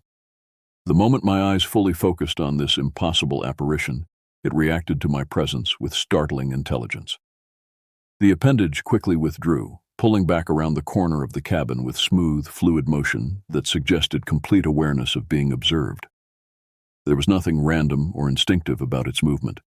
This thing had been watching me just as intently as I was now watching it. What happened next taught me the true meaning of paralyzing terror. I had always been somewhat skeptical when reading accounts of people who claimed to be frozen with fear, assuming it was simply a dramatic exaggeration. Now, I understood that it was a literal physiological response. Every muscle in my body locked simultaneously, as if my nervous system had simply stopped communicating with my limbs. My brain continued functioning normally, racing through possible explanations and screaming at my body to move, to investigate, to do something other than stand there like a statue. But my feet might as well have been nailed to the wooden porch decking. The split log I had brought for protection hung useless in my grip, my arm too rigid to raise it even if I had wanted to. The rational part of my mind desperately sought conventional explanations. Could it have been some kind of atmospheric phenomenon? Perhaps heat distortion from the warming day creating optical illusions? Might it have been an unusually large snake, though no serpent species in this region grew to such proportions or possessed that particular coloration? Was there any possibility of an elaborate prank being perpetrated by other camp guests, though the technology required for such a hoax seemed far beyond anything readily available? None of these explanations felt adequate to what I had witnessed. The thing I had seen possessed a quality of undeniable presence, a substance that transcended any trick of light or shadow. It had moved with purpose and intelligence, responding to my appearance with what could only be described as conscious intent. Time seemed suspended as I stood there, locked in place by a primal fear that bypassed all rational thought. It might have been 30 seconds or 3 minutes. My perception had become so distorted that I lost all sense of duration. The only sounds were my own ragged breathing and the thunderous pounding of my heart, which seemed loud enough to echo off the surrounding trees. Gradually, as if emerging from some kind of hypnotic trance, I began to regain control over my body. The paralysis released slowly, starting with my fingers and working outward until I could once again move my arms and shift my weight from foot to foot. The relief of restored mobility was overwhelming, but it brought with it an even stronger urge to flee back to the safety of the cabin's interior. My first instinct was to retreat immediately, to put the solid walls of the cabin between myself and whatever I had encountered. But another part of my mind, the part trained by decades of academic inquiry to seek evidence and verify observations, insisted that I needed to investigate further. If I ran now without examining the scene, I would spend the rest of my life wondering if I had imagined the entire incident. Fighting against every survival instinct screaming at me to escape, I forced myself to walk toward the corner of the porch where the apparition had vanished. Each step required enormous effort, as if I were moving through thick mud rather than empty air. My hands trembled as I gripped the porch railing for support, and cold sweat had begun forming on my forehead despite the warm afternoon sunshine. When I reached the corner and peered around the edge of the cabin, I found exactly what I had expected and dreaded. Nothing. No trace of the impossible thing I had witnessed. No evidence that anything unusual had occurred in this spot. The ground beneath, where it had hovered, showed no impressions, no disturbances in the thick layer of fallen leaves that carpeted the forest floor. I knelt down and examined the area more carefully, looking for any physical signs that might explain what I had seen. The earth beneath the wood rack was soft with recent moisture, perfect for preserving footprints or other marks. If a person had been standing here playing some kind of elaborate trick, there should have been clear evidence of their presence. Instead, I found only the natural accumulation of twigs, leaves, and forest debris that covered every square inch of the woodland floor. Standing up, I noticed something that sent another chill through my already agitated nervous system. Scattered around the base of the wood rack were numerous small branches and twigs that would have made any approach by a human being audibly obvious. Anyone walking through this area would have created a symphony of snapping and crackling sounds that I certainly would have heard from inside the cabin.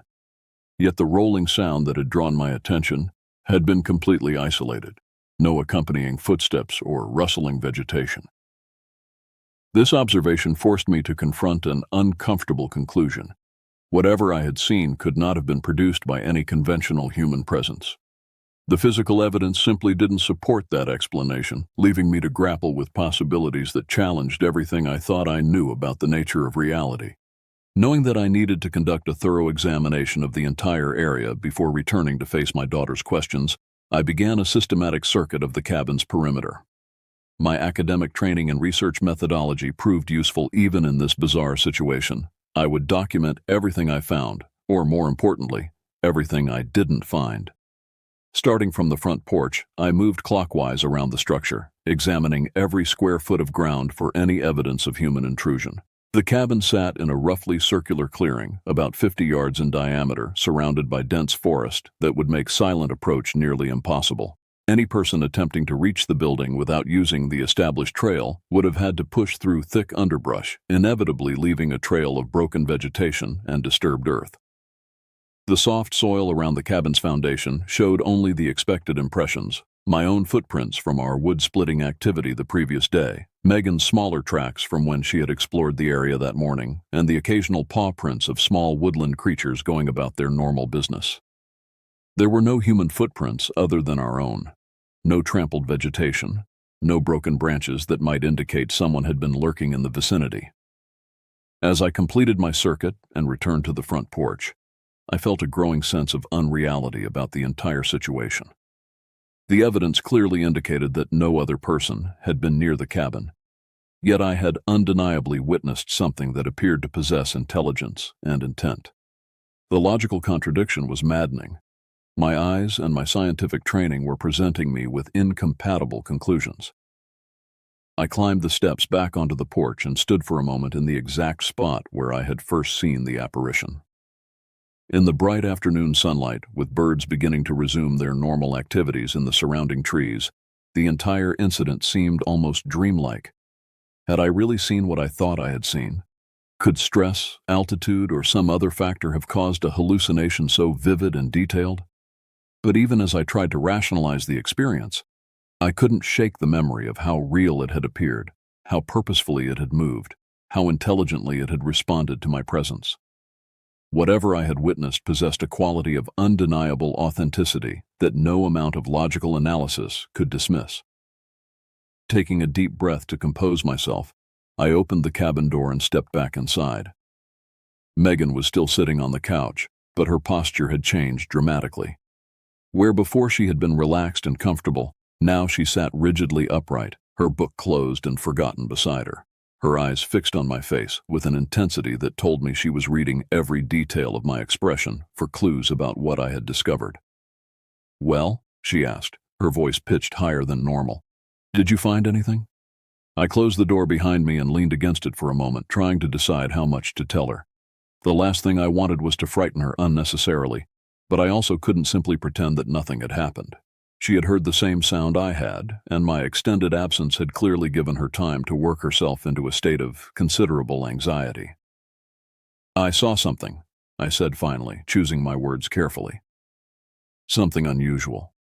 Her eyes widened and she leaned forward on the couch. "What kind of something?"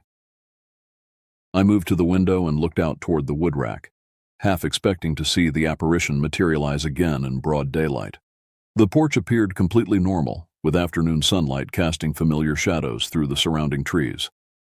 "I'm not entirely sure," I admitted, turning back to face her. "It was unlike anything I've ever seen before. It appeared to be floating above the wood rack, and when it noticed me watching, it disappeared around the corner of the cabin." "Floating?" Megan's voice cracked slightly on the word. I nodded, still holding the piece of split wood I had carried outside for protection. I was unconsciously tapping it against my leg, a nervous habit that I only became aware of when I saw her eyes tracking the movement. "When I went around to investigate, there was no sign of anything. No footprints, no disturbed vegetation, nothing to indicate that anyone else has been near the cabin." Megan absorbed this information in silence for several long moments. I could see her mind working, trying to process the implications of what I was telling her. Finally, she asked the question I had been dreading. "Do you think we should leave?" The question forced me to confront my own feelings about what had occurred. My first instinct was indeed to pack up immediately and retreat to the safety of civilization. Every primitive survival mechanism in my brain was screaming at me to get as far away from this place as possible. But another part of me, the rational, educated part that had spent decades teaching students to think critically about unusual phenomena, was reluctant to abandon our trip based on a single unexplained incident. "I don't think we're in any immediate danger," I said, though I wasn't entirely convinced of this myself. Whatever I saw didn't seem aggressive or threatening. If it meant us harm, it would have had ample opportunity to act when I was standing right there. This reasoning seemed to provide some comfort to both of us, though I noticed that Megan remained tense and alert as we settled back onto the couch. I added several logs to the fire, partly for warmth, but mostly because the familiar activity helped calm my nerves. The routine task of feeding flames and arranging burning wood provided a welcome anchor to normalcy after the surreal events of the afternoon. We spent the remainder of the daylight hours in a state of heightened awareness, both of us listening carefully to every sound from outside the cabin, every creak of settling wood, every rustle of wind through the trees, every distant bird call received our immediate attention. The peaceful sanctuary that the cabin had represented just hours earlier now felt like a vulnerable outpost surrounded by unknown threats. As evening approached and I began lighting the propane lanterns, I found myself frequently glancing toward the windows, checking for any signs of movement in the gathering dusk. The darkness that had seemed so welcoming on our first night now felt ominous and full of unseen possibilities. As twilight settled over the forest and the interior of the cabin took on the warm, flickering glow of lantern light, I attempted to restore some sense of normalcy by preparing dinner. Cooking had always been a meditative activity for me, requiring just enough concentration to quiet an overactive mind while producing tangible, comforting results. "Why don't you keep reading while I get our meal started?" I suggested to Megan, who had been casting nervous glances toward the windows every few minutes. "I'm making that pasta dish you liked so much last time I cooked it at home." She nodded gratefully and reopened her book, though I noticed her eyes rarely remained focused on the pages for more than a few seconds before darting back to the darkening windows. The normalcy I was trying to create felt fragile and artificial, like a thin veneer covering the underlying tension that had gripped us both since the afternoon's incident. I began by clearing the dishes we had left in the drying rack beside the sink from our hasty breakfast that morning. The simple ceramic plates and cups had been provided by the camp, sturdy, utilitarian pieces that had undoubtedly served hundreds of guests over the years. As I transferred them to their proper storage locations in the cabinets above the counter, I noticed something that stopped me in my tracks. A large puddle of water had formed on the counter to the right of the sink, covering an area roughly the size of a dinner plate. The water was clear and odorless, appearing to be the same as what we had been using from our storage container. But the container itself sat on the opposite side of the sink, and I was certain the counter had been completely dry when we had left for our morning hike.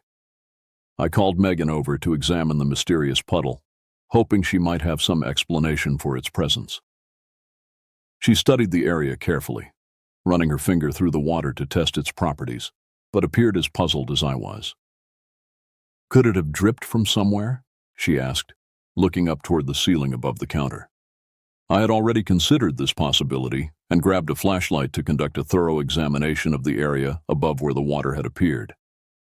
The log ceiling showed no signs of moisture, staining, or any other indication that water might have leaked through from outside. Moreover, the cabin's roof was steeply pitched, specifically to shed precipitation quickly, making it highly unlikely that standing water could accumulate anywhere above the interior spaces. "There hasn't been any rain since early this morning," I pointed out, "and even if there had been, I don't see any way water could get through that roof." We checked the plastic water container for leaks, examining every inch of its surface and the area where it connected to the simple spigot near the sink. Everything appeared to be in perfect working order, with no signs of dripping or seepage. The mystery deepened when I realized that even if the container had been leaking, the water would have pooled directly beneath it rather than across the counter in the opposite direction. I mopped up the puddle with a kitchen towel and dismissed the incident as an unexplained oddity. Perhaps a previous guest had left wet dishes in that area, or maybe I had splashed water there myself without noticing. Though neither explanation felt entirely satisfactory, I was reluctant to assign sinister significance to every unusual occurrence. Opening the cardboard boxes of dry goods we had stored on the small table against the far wall, I reached for a package of pasta and immediately noticed that it felt wrong in my hands. Instead of the crisp, dry cardboard I expected, the box felt soft and damp, as if it had been soaked in water and was only now beginning to dry out. "Megan, come look at this," I called, holding up the soggy package. She examined the pasta box and then checked the others, stored on the same table. Every single item, crackers, cereal, instant oatmeal, tea bags, showed signs of having been thoroughly saturated with water. The cardboard containers were all soft and discolored, with watermarks that indicated they had been sitting in standing liquid for some extended period. Beneath the boxes, the wooden table surface showed a large water stain that was still damp to the touch. The stain covered nearly the entire tabletop, as if someone had poured several gallons of water directly onto the surface and left it to soak into the wood. This discovery was far more disturbing than the puddle by the sink because it couldn't be explained by any conventional means. The table sat in the middle of the cabin's interior, well away from any potential source of water. There were no pipes, no fixtures, no windows directly above the area. Even if the roof had somehow leaked, which our examination had ruled out, water would have had to defy gravity to reach this location. "This doesn't make sense," Megan said, voicing what we were both thinking. "How did all this water get here?" I didn't have an answer for her. The physical evidence was undeniable. Our food supplies had been soaked while we were away from the cabin, but there was no rational explanation for how it could have happened. We checked every possible source of water in the cabin's interior, from the storage container to the primitive plumbing fixtures, but found no leaks or malfunctions that could account for the flooding. As I attempted to salvage what I could from our damaged supplies, transferring dry items to sealed containers and discarding those that had been ruined, I couldn't shake the feeling that we were dealing with something beyond normal experience. The water incidents, like the apparition I had witnessed that afternoon, seemed to violate the basic laws of physics that governed everyday reality. "Let's just focus on making dinner," I suggested, trying to maintain an atmosphere of normalcy despite my growing unease. "We can figure out the water problem later." But even as I filled a pot with water from our storage container and placed it on the wood stove to boil, I found myself anticipating the next inexplicable event. The cabin that had felt like a refuge from the complexities of modern life now seemed like a place where the fundamental rules of existence no longer applied.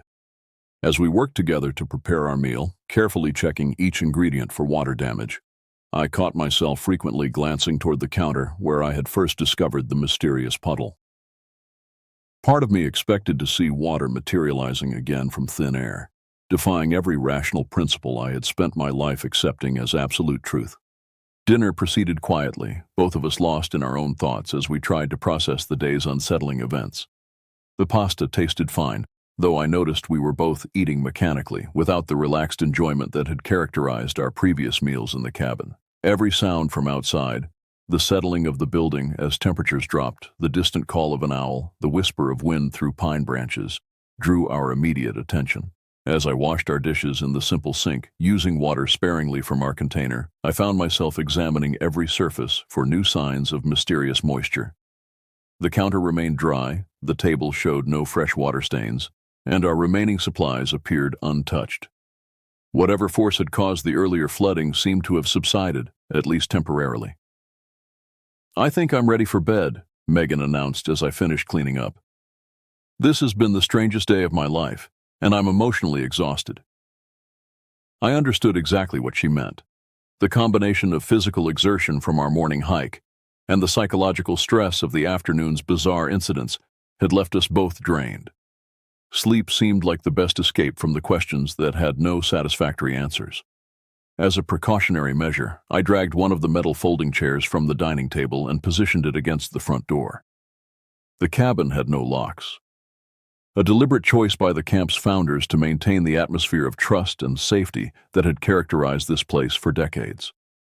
But given the day's events, I felt better knowing that any attempt to open the door from outside would result in a loud crash as the chair toppled over.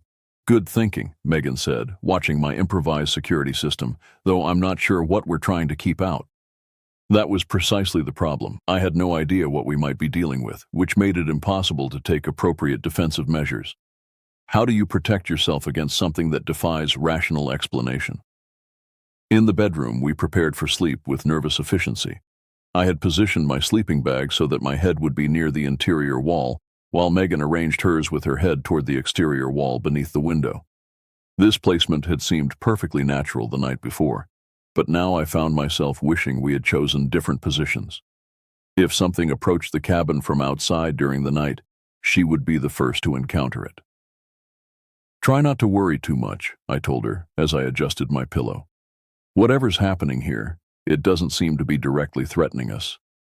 We've been here 2 full days, and despite the strange incidents, neither of us has been harmed." She nodded, though I could see the tension in her shoulders as she settled into her sleeping bag. "I know you're right. It's just that everything feels so unpredictable now. I keep expecting something else to happen." I understood her anxiety completely. The sense of security that had defined this place for me over 30 years had been shattered in a single afternoon. The cabin no longer felt like a sanctuary from the outside world. Instead, it had become a stage where impossible events played out according to rules I couldn't begin to comprehend. As I lay in the darkness listening to the sounds of the forest, I found my mind racing through possible explanations for what we had experienced. Could there be some kind of geological phenomenon at work, underground springs or gas emissions that might create unusual atmospheric effects? Might the area be subject to some form of electromagnetic disturbance that could cause hallucinations or distort perception? None of these theories felt adequate to explain the specific details of what I had witnessed. The apparition above the wood rack had possessed a quality of substantiality and purpose that transcended any environmental anomaly. And the water incident suggested intelligence behind the phenomena, as if something was deliberately trying to demonstrate its presence through actions that would be noticed but not immediately threatening. Hours passed as I lay there, alternating between attempts to fall asleep and periods of hypervigilant listening for any unusual sounds. Megan's breathing had gradually deepened and steadied, indicating that exhaustion had finally overcome her anxiety. I envied her ability to find rest, but my own mind remained stubbornly alert, analyzing every creak and rustle from the forest around us. Sometime around 3 in the morning, I must have finally dozed off, because I was awakened by the most terrifying sound I had ever heard. It began as a faint scratching noise, so soft at first that I wasn't certain whether I was hearing it or dreaming it, but as I lay there with my eyes still closed, the sound grew steadily louder and more distinct. Something was dragging a sharp object along the exterior wall of the cabin, directly behind where Megan slept. The scratching had a deliberate, methodical quality that suggested intelligence and intent. It wasn't the random scraping of a tree branch moved by wind or the clawing of an animal seeking shelter. This was purposeful, controlled, almost ritualistic. As I listened in growing horror, the scratching sound began to move along the wall in my direction. It traveled slowly but steadily, growing louder with each passing second, until it seemed to fill the entire room with its harsh, metallic resonance. The sound bypassed all rational thought and triggered every primitive fear response embedded in my nervous system. When the scratching reached the corner of the room and began moving along the wall behind my head, I felt as if the source was directly targeting me. It continued along the interior wall until it stopped at what felt like the exact midpoint of my body. There, the sound ceased abruptly, leaving a silence that was somehow more frightening than the noise itself. In that moment of absolute quiet, I began praying with an intensity I hadn't felt since childhood. "God, please don't let us be harmed," I whispered silently, repeating the plea over and over as I lay frozen beneath my covers. "Whatever this is, please protect us from it." The 30 seconds that followed the cessation of the scratching sound were the longest of my life. I lay perfectly still, every muscle tensed, waiting for something to happen. Would whatever was making the noise attempt to break through the wall? Would it circle around to try the door or windows? Was this merely a prelude to some more direct form of contact? But nothing happened. The silence stretched on, gradually being filled again with the normal sounds of the forest at night. The distant hooting of owls, the rustle of small animals foraging through fallen leaves, the gentle whisper of wind through evergreen branches. Whatever had been systematically scratching along the cabin's exterior walls had apparently departed as mysteriously as it had arrived. After what felt like hours but was probably only 10 minutes, I finally found the courage to sit up in my sleeping bag. The movement seemed to trigger Megan's awakening, and she rolled over to face me with sleepy confusion. "Dad? What's wrong? You look terrible." I realized that despite the darkness, she could probably see the tension in my posture and the fear that I knew must be written across my features. "Did you hear anything just now? Any scratching sounds along the walls?" She shook her head, clearly puzzled by the question. "I was sleeping pretty deeply. Why? Did something happen?" Part of me was relieved that she hadn't been awakened by the terrifying sounds, but another part felt isolated by being the sole witness to this latest impossible event. How could scratching loud enough to wake me from sleep not have disturbed someone lying just a few feet away? Was I losing my grip on reality? Or was there something about these phenomena that affected different people in different ways? I heard something moving around the outside of the cabin, I said, choosing not to elaborate on the specific details. It's probably nothing, but I want to get an early start this morning. How do you feel about packing up and heading home today instead of staying for our planned third night? Relief flooded her expression so quickly that I realized she had been hoping for exactly this suggestion. That sounds like a good idea, she said without hesitation. I mean, it's been an amazing experience, but I think I've had enough wilderness adventure for one trip. We both understood that her diplomatic phrasing concealed a desperate desire to escape from whatever was happening at this place. The cabin that had promised peaceful retreat from civilization had become a source of inexplicable terrors that challenged our basic understanding of reality. I rebuilt the fire one last time, partly to provide warmth for our morning preparations, but mostly because the familiar task helped calm my shattered nerves. As coffee percolated on the wood stove, we efficiently packed our gear with the focused urgency of people fleeing a disaster zone. Every item was checked, rechecked, and secured for travel, as if our lives depended on leaving nothing behind.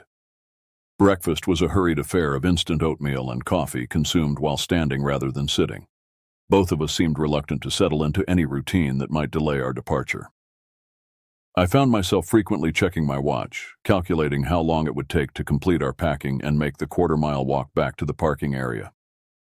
As I was loading our supplies into backpacks, I noticed that Megan kept glancing nervously toward the windows, as if expecting to see something looking back at her from the forest.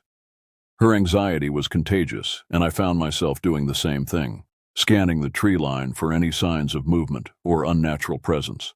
"Let me ask you something," I said as we made final preparations to leave. "Before we go, I want to check with the camp manager about whether other guests have reported unusual experiences in this cabin. Would you rather wait in the car while I do that, or come with me to the office?" "I'll come with you," she said immediately. "I don't want to be alone anywhere on this property right now." I understood her feelings completely. The sense of safety that should have characterized this remote wilderness retreat had been completely shattered by events that defied rational explanation. Neither of us wanted to spend another moment here alone. We conducted a final inspection of the cabin's interior, ensuring that we had left everything clean and properly arranged for the next guests. The primitive accommodations that had seemed charming and romantic just 3 days earlier now felt ominous and forbidding. I was grateful to step outside and close the door for what I suspected would be the last time. The walk back to the parking area passed in tense silence, both of us alert for any unusual sounds or movements from the surrounding forest. Every snapping twig or rustling branch caused us to freeze momentarily, listening carefully before continuing our retreat. The familiar trail that had seemed like a pleasant woodland stroll when we arrived now felt like a gauntlet to be endured rather than enjoyed. When we finally reached my car and loaded our gear into the trunk, I felt a profound sense of relief that surprised me with its intensity. The simple act of sitting in the driver's seat and turning the key in the ignition represented a return to a world governed by predictable physical laws and rational cause and effect relationships.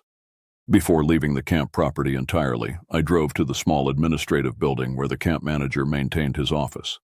Mr. Andrews had been overseeing this facility for nearly 15 years, and I hoped he might be able to provide some context for what we had experienced. "Any problems with Cabin 7?" he asked, as I signed out and returned the key. "Actually, yes," I said, deciding to be direct about our experiences. "We had some unusual incidents that I wanted to ask you about.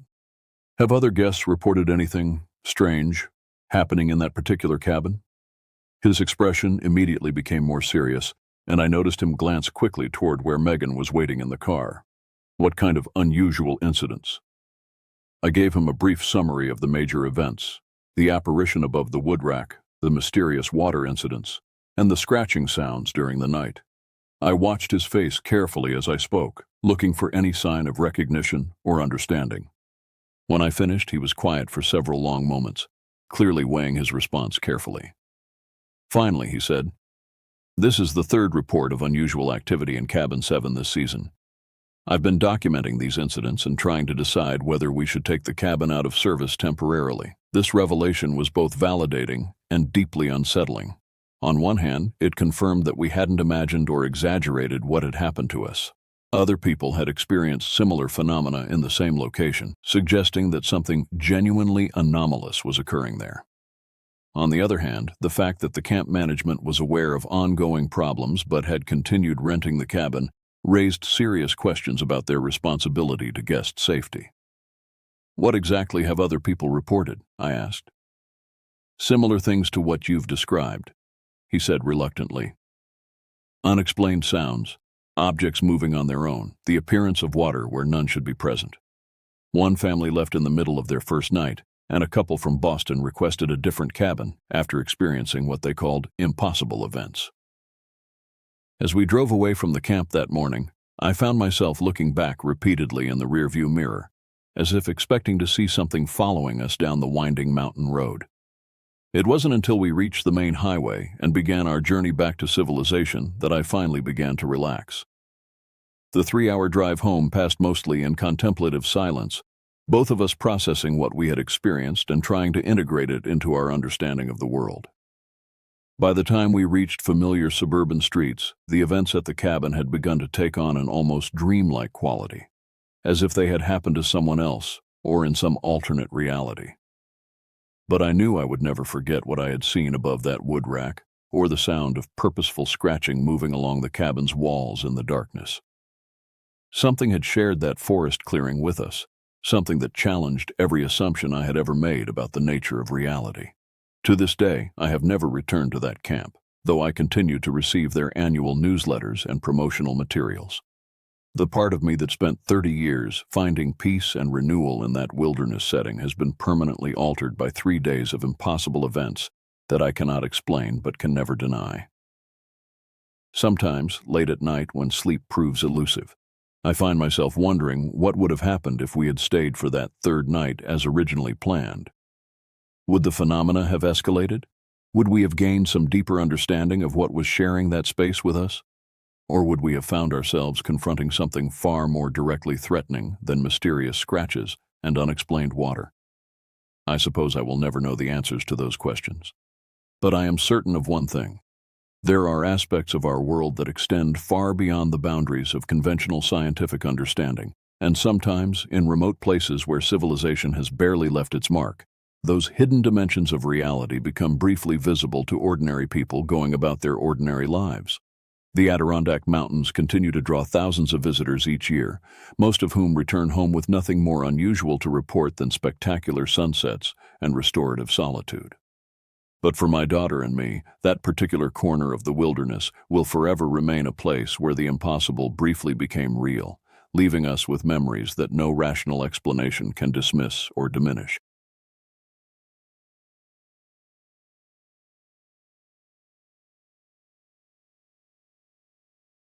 I never expected to find myself deep in the forests of Michigan's Upper Peninsula, working for a clandestine government agency. But here I was, tramping through the dense undergrowth, my boots crunching on fallen leaves and twigs. The air was crisp and carried the earthy scent of pine. Shafts of sunlight penetrated the thick canopy overhead. My name is Emily Foster, and I'm from Alaska. I've always loved the outdoors, hiking, camping, exploring nature. But I never imagined those interests would lead to a job like this. Desperate times call for desperate measures, though. Drowning in student loan and credit card debt, I needed a lifeline. And one day, out of the blue, I was approached about an opportunity with a secretive branch of the government.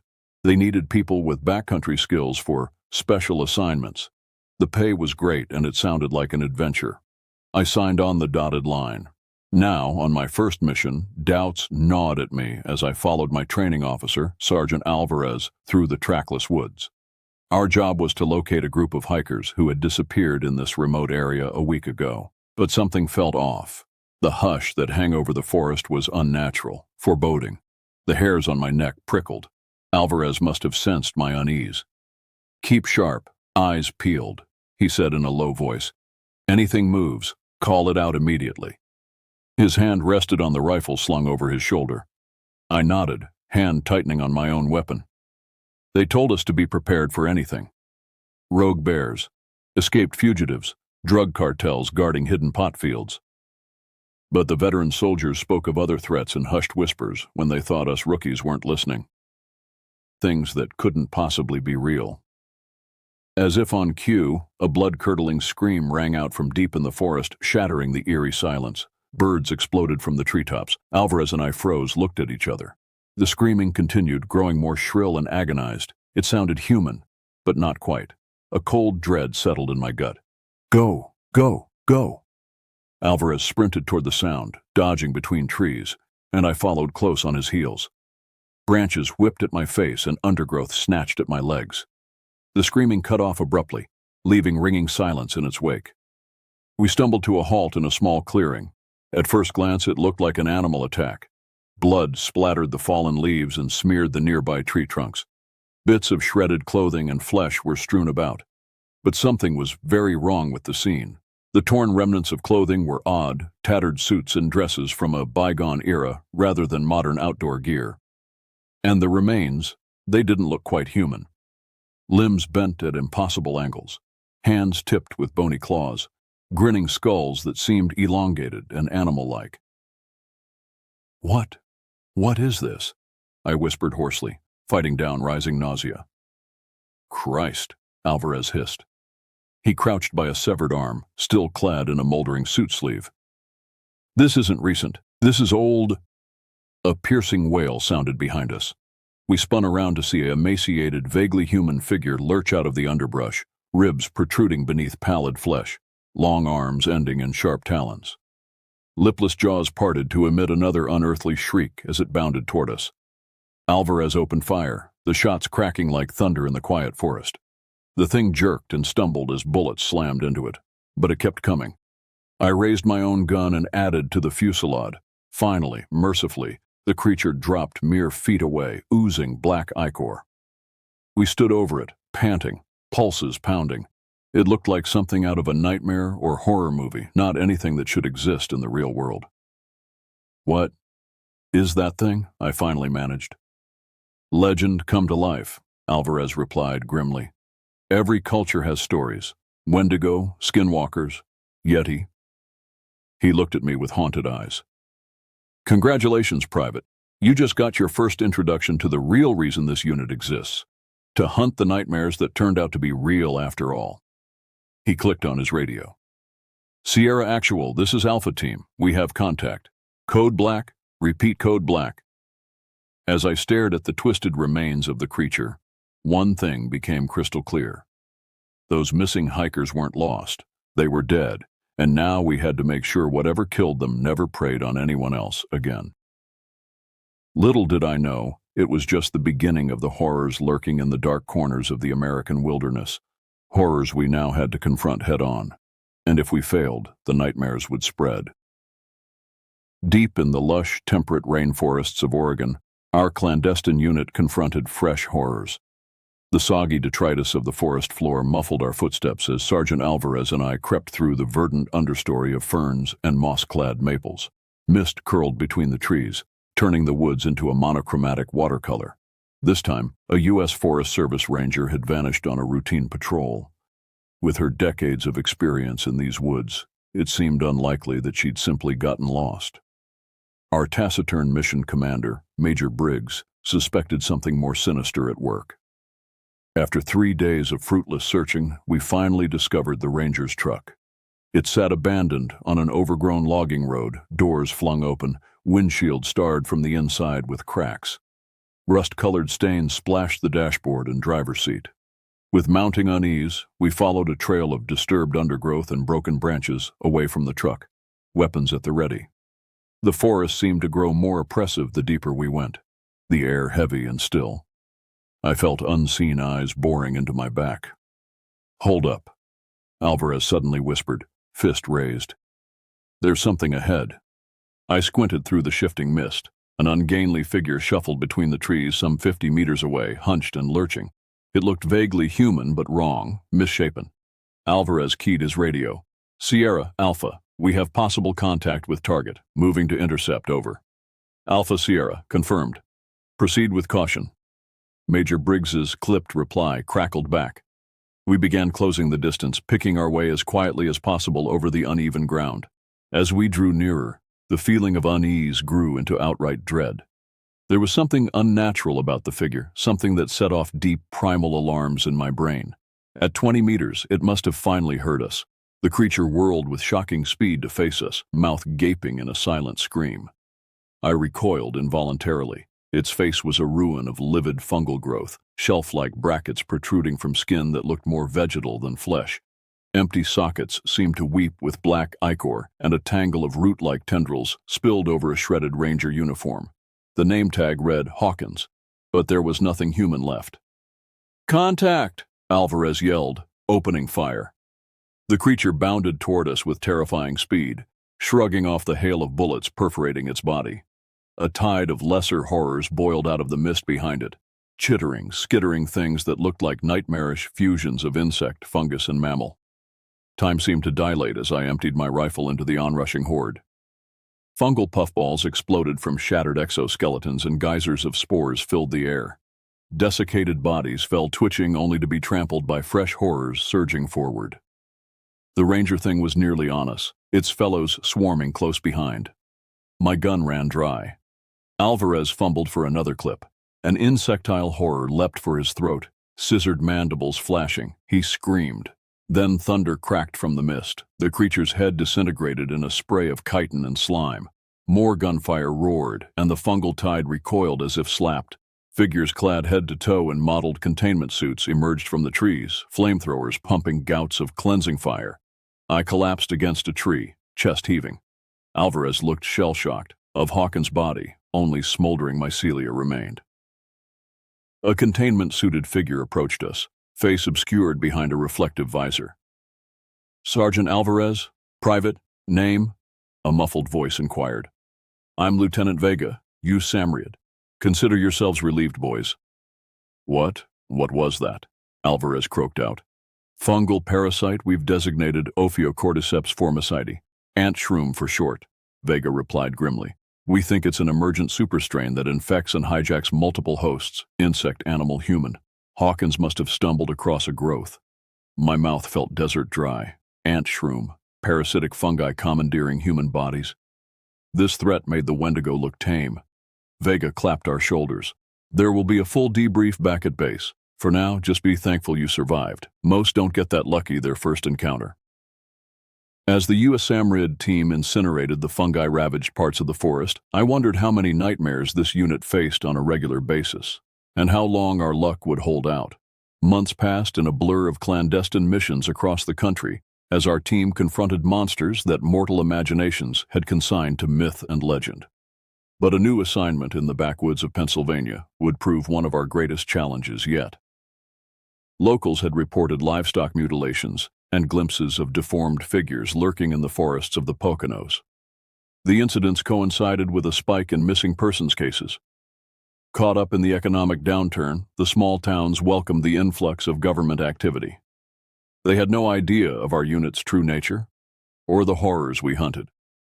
Under the cover of night, Sergeant Alvarez and I crept through dense stands of hemlock and spruce, a gibbous moon peering through the canopy like a baleful eye.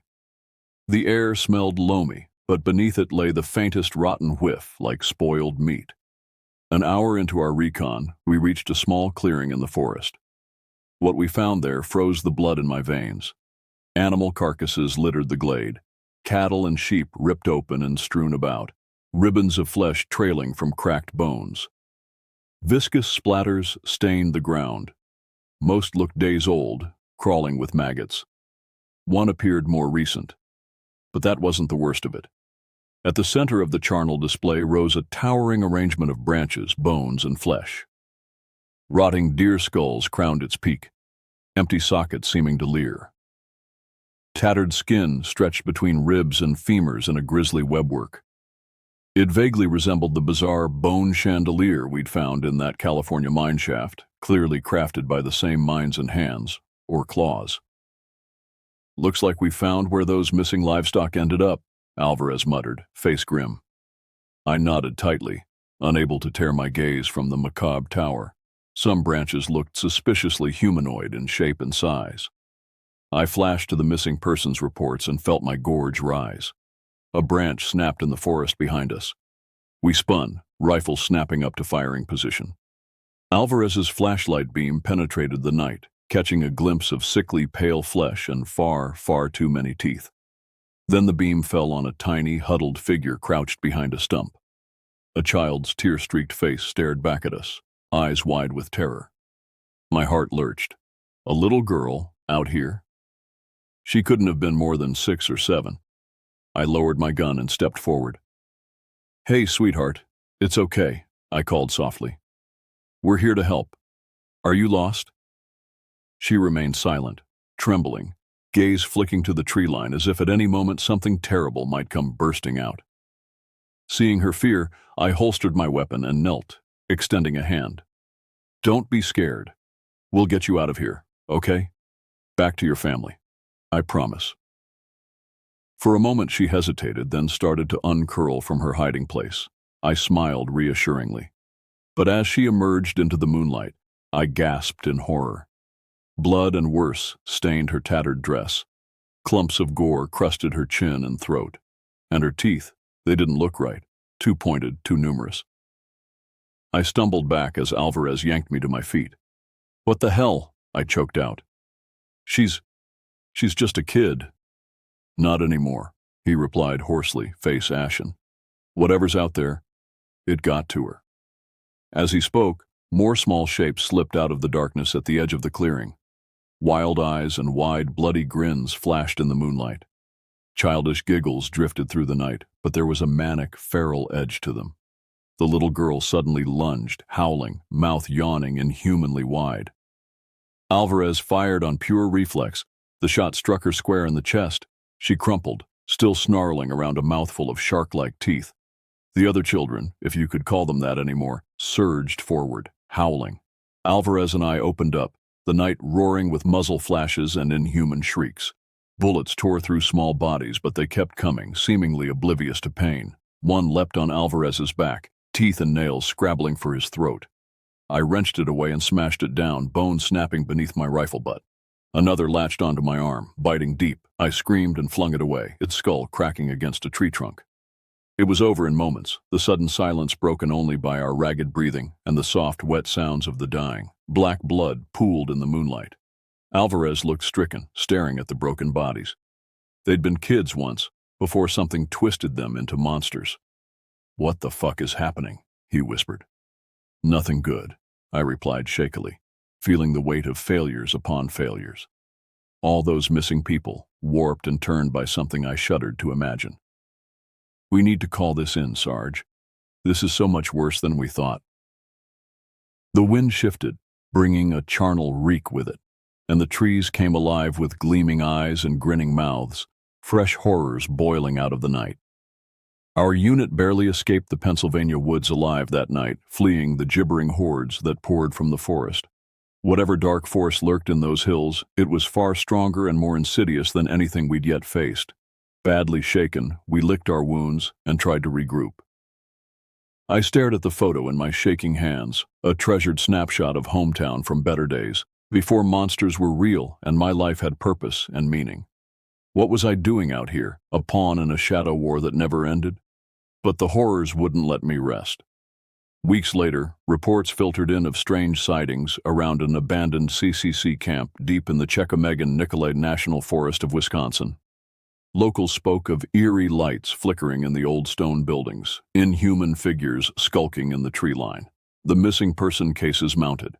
Alvarez slammed a fist on the table as he skimmed the reports. More kids vanished around there, just like in Pennsylvania. I'm seeing a pattern, and I don't like it one bit. I knew he still carried the guilt of the innocents we couldn't save, the things we had to do. I felt it gnawing at my own soul. And now it looked to be happening again. Major Briggs was characteristically blunt in our mission briefing. "Whatever is preying on these towns, it's escalating.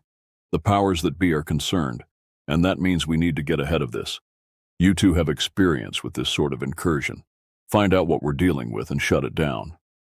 So once more, Alvarez and I found ourselves creeping through moonlit forests, the musty scent of leaf litter thick in the air. The old CCC camp squatted in a clearing ahead, stone walls crumbling beneath cloaking vines and creepers. Shadows pooled thick around the empty windows and doorways. "I've got a bad feeling about this," Alvarez muttered, mirroring my own unease. The forest surrounding the camp felt watchful, heavy with a sense of coiled menace. We took up positions to either side of the dark main entrance, rifles readied. I caught Alvarez's eye, nodded, and we slipped inside, flashlight beams probing the gloom. The interior looked like something out of a slasher flick, peeling lead paint, scattered debris, and strange stains splashed across the walls. A rotten smell hung thick in the air, underlain by a coppery tang I recognized all too well. Blood. The hairs prickled on the back of my neck as we moved deeper into the ruin. Our lights played over a scene of carefully organized chaos. Occult sigils daubed the crumbling walls, interspersed with strange, spiky writing in a language I'd never seen before. Bundles of desiccated herbs and bones hung from the ceiling. In an inner chamber, my flashlight fell across a sight that wrenched the breath from my lungs. A stone altar squatted against the far wall, its slab stained rusty brown. Shackles ending in wicked hooks dangled from the ceiling above it and huddled on the floor around it. "Oh God," Alvarez choked. "The kids. We're too late." Small bodies lay crumpled across the room, a dozen at least. Dried blood crusted their torn clothing. Some looked like they'd been gnawed on, flesh worry from limbs and faces. Flies buzzed in thick clouds. I stumbled back, fighting nausea. They'd been tortured, bled, and left for dead. Some of them looked pitifully young, no more than 5 or 6. What kind of monsters could do something like this? From the darkness beyond the altar, a low growl rolled, slick, glistening shapes detached from the shadows, rising on twisted limbs. Gelatinous flesh undulated, sprouting mouths filled with needle teeth. My mind flashed to the briefing reports and a chill prickled my spine. Deep ones. They'd found their way inland. Alvarez and I opened fire as one, bullets thudding into flabby bodies that rippled and reformed around the impacts. Icarus blood sprayed, and the nearest abominations fell writhing, but more boiled out of hidden alcoves and crevices. We fought our way back through the labyrinthine halls, chased by skittering claws and demented piping cries. I felt the clammy flick of a webbed hand and whirled, smashing the twisted thing back with my rifle butt. It gibbered, shark-like teeth gnashing, black eyes alight with malice. And then daylight beckoned, the promise of escape. We burst from the crumbling doorway in a hail of eldritch shrieks, but the horrors kept coming, a tide of writhing, tattered flesh. Alvarez fished a grenade from his vest. "Get clear!" He yanked the pin and lobbed it back through the doorway. A muffled crump shook the stones, followed by keening wails. In the shocking silence that followed, we sprinted for the tree line. Behind us, the camp belched smoke, greasy flames beginning to lick at the eaves. Burning fish frog smell rolled over us, and I gagged. At the forest's edge, Alvarez grabbed my arm, pulling me up short. His face looked drawn and ashen. "This is so much worse than we thought. Did you see their altar? The symbols? This wasn't random. It was a ritual. They're trying to bring something through." I swallowed hard, the reality sinking in. The deep ones weren't just isolated monsters. There was an intelligence behind them, an agenda. And those murdered children had been mere sacrifices to fuel their nightmarish plans. We had to get this information back to command immediately, because if the horrors from the deeps gained a foothold in our world, nowhere would be safe. This was only the beginning. Major Briggs listened to our report with a hardening expression, his face etched with grim lines. When we finished, he steepled his fingers, gaze distant. "Deep ones," he said at last, voice heavy. "I'd hoped to never see them this far inland. This is deeply concerning." He turned to face us, eyes intense. "The symbols you described, the ritual killings, they're trying to open a deep gate, a portal to the abyssal plains, and I'm afraid they may have already succeeded." An involuntary shiver ran through me. I'd seen the mind-bending things that lurked in the spaces between worlds, the crawling chaos and forgotten gods. If the deep ones had opened a path for those horrors. Briggs called up a holographic map, zeroing in on a region in the mountains of North Carolina. "We've had strange reports coming out of the Pisgah-Nantahala wilderness. Seismic disturbances. Locals ranting about tentacled monstrosities glimpsed in the forests. I fear it may already be a beachhead." He fixed us with a look. "Alvarez, name. You two are the most experienced field agents we have with this particular threat. I need you on the ground immediately to assess the situation and lead the containment efforts. We cannot allow this incursion to spread." The weight of the task settled heavily on my shoulders, but I met the Major's eyes steadily. "We'll get it done, sir. One way or another, we'll drive them back." Alvarez nodded grimly at my side. "Time to finish this, before those abyssal bastards finish us." So once again we readied our gear and our minds to confront the horrors that lurked in the shadow spaces of our world. But this time, I feared that our resolve and our bullets might not be enough. The stakes had never been higher, and the nightmares had never been more real. Under cover of darkness, our helicopter set down in a remote stretch of the Appalachians, rotors whipping the trees. Above, stars glittered cold and sharp in a moonless sky. Stepping out into the night, I shivered at a palpable sense of oppressive menace. The air felt greasy, tainted. Our orders were to locate the epicenter of the disturbances and assess the threat level for reinforcements to move in. But as we fanned out into the woods, I couldn't shake the feeling that we were already too late, that we were flies blundering into a spider's web. Alvarez took point, picking his way carefully through the undergrowth. I followed close on his heels, senses straining. Around us, the forest lay far too still and silent. No insect chorus, no owl cries, as if all the natural life had fled or been driven out. And then we smelled it on the wind, the acrid chemical reek of wrongness. It clawed at my sinuses and left an oily coating on my tongue. We exchanged a look, and I saw my own realization mirrored in Alvarez's eyes. That was the stink of an open hell portal, a wound in the skin of reality, leaking impossible emanations. Silently we crept forward, dread pressing in around us. The trees began to thin and the smell grew stronger, undercut now with the carrion feeder of death and decay. Ahead, the beam of Alvarez's flashlight speared a swirling wall of greasy mist. Eldritch shapes seemed to writhe in its depths. And then the screaming started. Shrill, gurgling cries ripped the night, agony and madness given voice. They came from everywhere and nowhere all at once, assaulting our ears. My heart kicked into panicked overdrive. I knew those sounds only too well. The shrieks of men and women being flensed of mind and body, being remade. The screams rose to a crescendo, rebounding off the hills, and then cut off abruptly.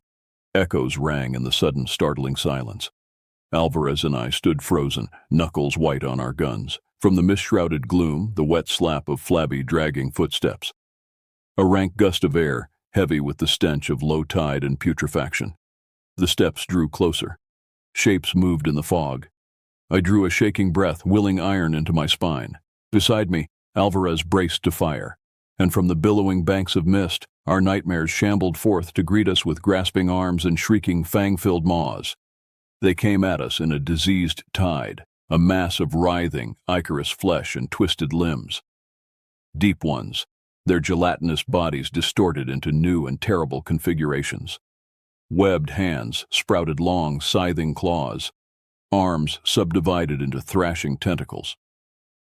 Lamprey mouths yawned in bellies, faces even embedded in broad, paddle-like tails, and ripped human bodies bobbed in their midst like obscene driftwood, the ravaged corpses of the swallowed expedition teams.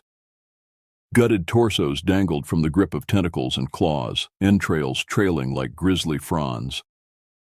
Pale, contorted faces stared in death, jaws frozen around silent screams. We opened fire, the night erupting into strobing muzzle flashes and deafening thunder. Our bullets plowed through pliant bodies, blasting fist-sized craters that wept black ichor. Alien screams rose in a deranged chorus, but for every abomination that fell twitching, 3 more boiled out of the mist. A massive specimen reared up over Alvarez, body glistening with mucus and eyes alight with malign intelligence. Claws shredded the air a hair's breadth from his face as he blasted it point-blank with his shotgun, shearing away a massive gobbet of membranous flesh. It shrieked and fell back only to be replaced by more grasping horrors. I fought at Alvarez's side, lashing out with gun and boot. My mind flashed to happier times than old, but those memories seemed to fray and splinter with each lurching horror I put down. This war, these nightmares, they hollowed out normalcy and left only the fight. Only the iron taste of blood and cordite, the scream of neurons and sinew pushed past breaking. The tide of horrors seemed endless, an inexorable wall of dank flesh pushing us back step by step. Fetid breath gusted over us, needle teeth gnashed and sought our flesh. We dumped the dregs of our ammunition into the mass to little avail. A searing pain lanced my thigh, a jagged gash weeping scarlet. A creature had slipped past my guard, ripping a line across my skin before I could blast it to rags. My leg buckled and I stumbled. A mossy boulder caught me, the impact driving the air from my lungs, and then they were on me. Suckered appendages coiled around my arms and throat, locking me in an implacable grip. I thrashed and kicked, but more tentacles snaked around my legs, my chest. My lungs burned and vision swam. This was it. This was the end. From my dimming periphery, a great roaring rose, and the pressure suddenly slackened. Great gouts of ichor splattered my face as Alvarez tore into my attackers with an impossibly huge knife, hacking and slashing with the ferocity of a berserker. He'd long since emptied his gun. With a cry of desperate strength, he hauled me up and we reeled away from the ravening horde. Straining lungs, burning muscles. We crashed heedlessly through the undergrowth as the writhing mass of flesh lurched after us. The tree line drew closer. If we could just reach open ground, call in fire support, maybe we could. The ground fell away before us. A great chasm yawned, overgrown with moss and choked with fog. The seismic disturbances Major Briggs had mentioned in our frantic flight, we'd run right up to the edge of the abyss. And from that abyss rose a sound that turned my blood to ice water in my veins. A deep, basso groaning, like the drumbeat of some colossal heart. Reality rippled around us, the fundamentals of natural law fraying at the edges. The trees, the stars themselves, seemed to flinch and wither. Slowly, terribly, we turned from the precipice to face the onrushing tide of horrors. And rising from their midst, a great figure reared high above the trees. Limbs like sinuous trunks unfolded from its body, itself a quivering mass shot through with luminous veins. Eyes the size of wrecking balls, pools of liquid madness, fixed on us with piercing malevolence. The grating bellow echoed from that titan's throat again, making our very bones shudder in sympathy. Half-formed and indistinct in the fog, it lurched forward on columnar legs, reaching for us with hands that could rend steel and stone. We stared up at the oncoming colossus, the smaller abominations capering in its wake. Empty guns dropped from nerveless fingers. There was nowhere left to run, no way to possibly fight the titan's crushing might. Our backup would never reach us in time. This was the end of our road, here in a remote forest far from home, facing a monster that couldn't possibly be. I looked to Alvarez, and in his eyes, I saw the same grim resolve settle. If we were to die here, we would die fighting. My hand found his, and we gripped tight, united against the end. The titan loomed, antediluvian and awful, blotting out the sky. Around us, the world continued to fray and distort as the very laws of nature unraveled. The abyss behind us groaned again, louder, a sound to shatter sanity. But as I braced for the bone-crushing impact of that great hand, I felt a sudden stillness descend. No fear, no pain, only the cold clarity of duty and the comforting pressure of Alvarez's fingers twined in mine. We had fought the good fight, stood against the rising dark longer than any could have asked. And if we couldn't stop the horrors this night, others would follow. I silently commended my spirit to whatever powers watched over those who stood against the abyss. And as the titan's fist descended, I closed my eyes against the rushing dark and whispered my last prayer. Give us the strength to endure this night.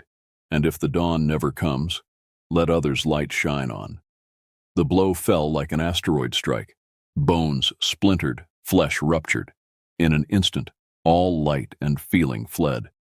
But as the crushing dark took me, I thought I glimpsed figures emerging from the fog behind the horde. The thump of rotors, shouted orders, muzzle flashes and the crump of high explosives. Our backup had arrived at last. Too late for us, but maybe, just maybe, in time to turn the tide. Consciousness returned slowly, a gradual surfacing from the depths of oblivion. Light pried at my eyelids and I groaned, trying to turn away. Everything hurt. Stay still. You're safe now. A woman's voice, calm but firm. A hand rested on my shoulder.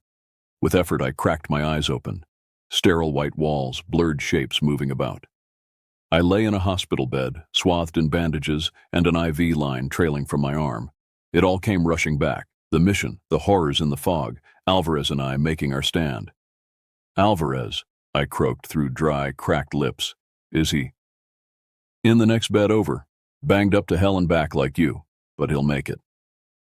The woman, a nurse, leaned into my field of vision. Stern but kind eyes met mine. You're damn lucky to be alive, both of you. The medevac team didn't think either of you had a pulse when they reached you. I struggled to process her words. We'd survived the Titan's blow? It seemed impossible, but the aches racking my body said otherwise. The nurse busied herself checking my vitals, making notes on a chart. Frankly, it's a miracle you boys held out as long as you did against those things.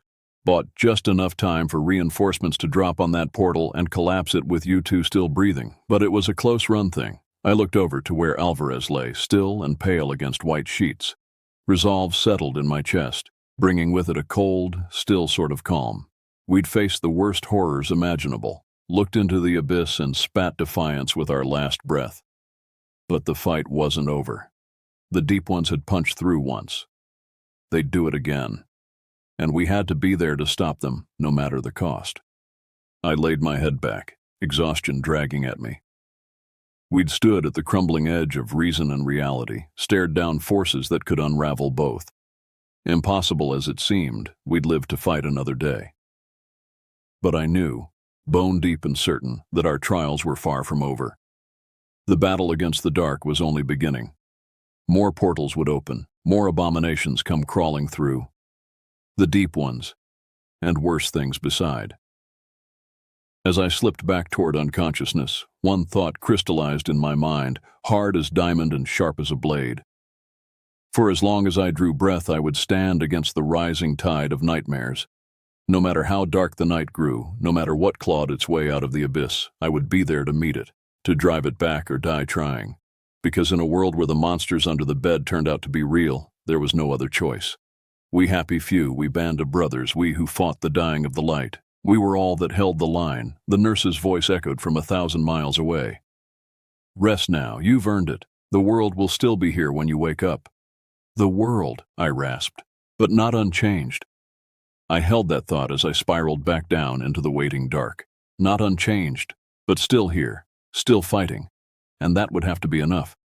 I knelt by the small, flower-strewn grave, fingers tracing the words carved into the headstone, so many names, etched in unyielding granite, the fallen from our unnamed war, those lost to the hungry dark.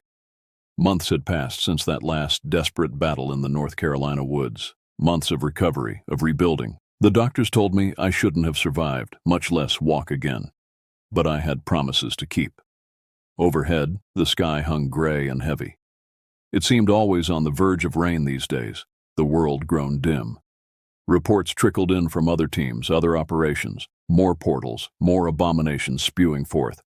We were all that stood against the flood. Footsteps crunched on gravel behind me. A hand, strong and scarred, settled on my shoulder. I didn't need to look to know it was Alvarez. Command just called, he said quietly. They need us in Arizona. Possible deep one nest in the desert. Ritual killings. I closed my eyes, feeling the weight of that duty settle across my shoulders once more. How long do we have? Transport's spinning up now. I heard the grim smile in his voice. No rest for the wicked, yeah? No rest, I agreed. With a final touch to the memorial, I levered myself to my feet. The aches and pains were fewer every day, the scars fading. But some wounds would never fully heal. I turned to face my friend, my brother in arms. In his eyes I saw my own resolve, tempered in the flames of all we'd endured, all we'd lost. One last dance then, I said, once more unto the breach. Once more, he nodded. And then perhaps, one day, peace. I clasped his shoulder, a benediction and a promise. Peace, I echoed, when the task is done, when the dawn comes. He returned my grip fiercely. When the dawn comes, he agreed. And together we turned to walk back to the waiting world, to the duty that called us, the battle that never ended. For we were the watchmen on the walls, the line against the dark, We who fought monsters lest we become them. We who stood that others might sleep safe a while. It was a burden and an honor and a sacred charge, and one we would never lay down so long as strength and breath endured. We were headed back into the abyss, back to the teeth and the claws and the madness that lurked in the spaces between. But we did not go alone, and we did not go in fear. For ours was the fury, ours was the duty, ours was the dawn.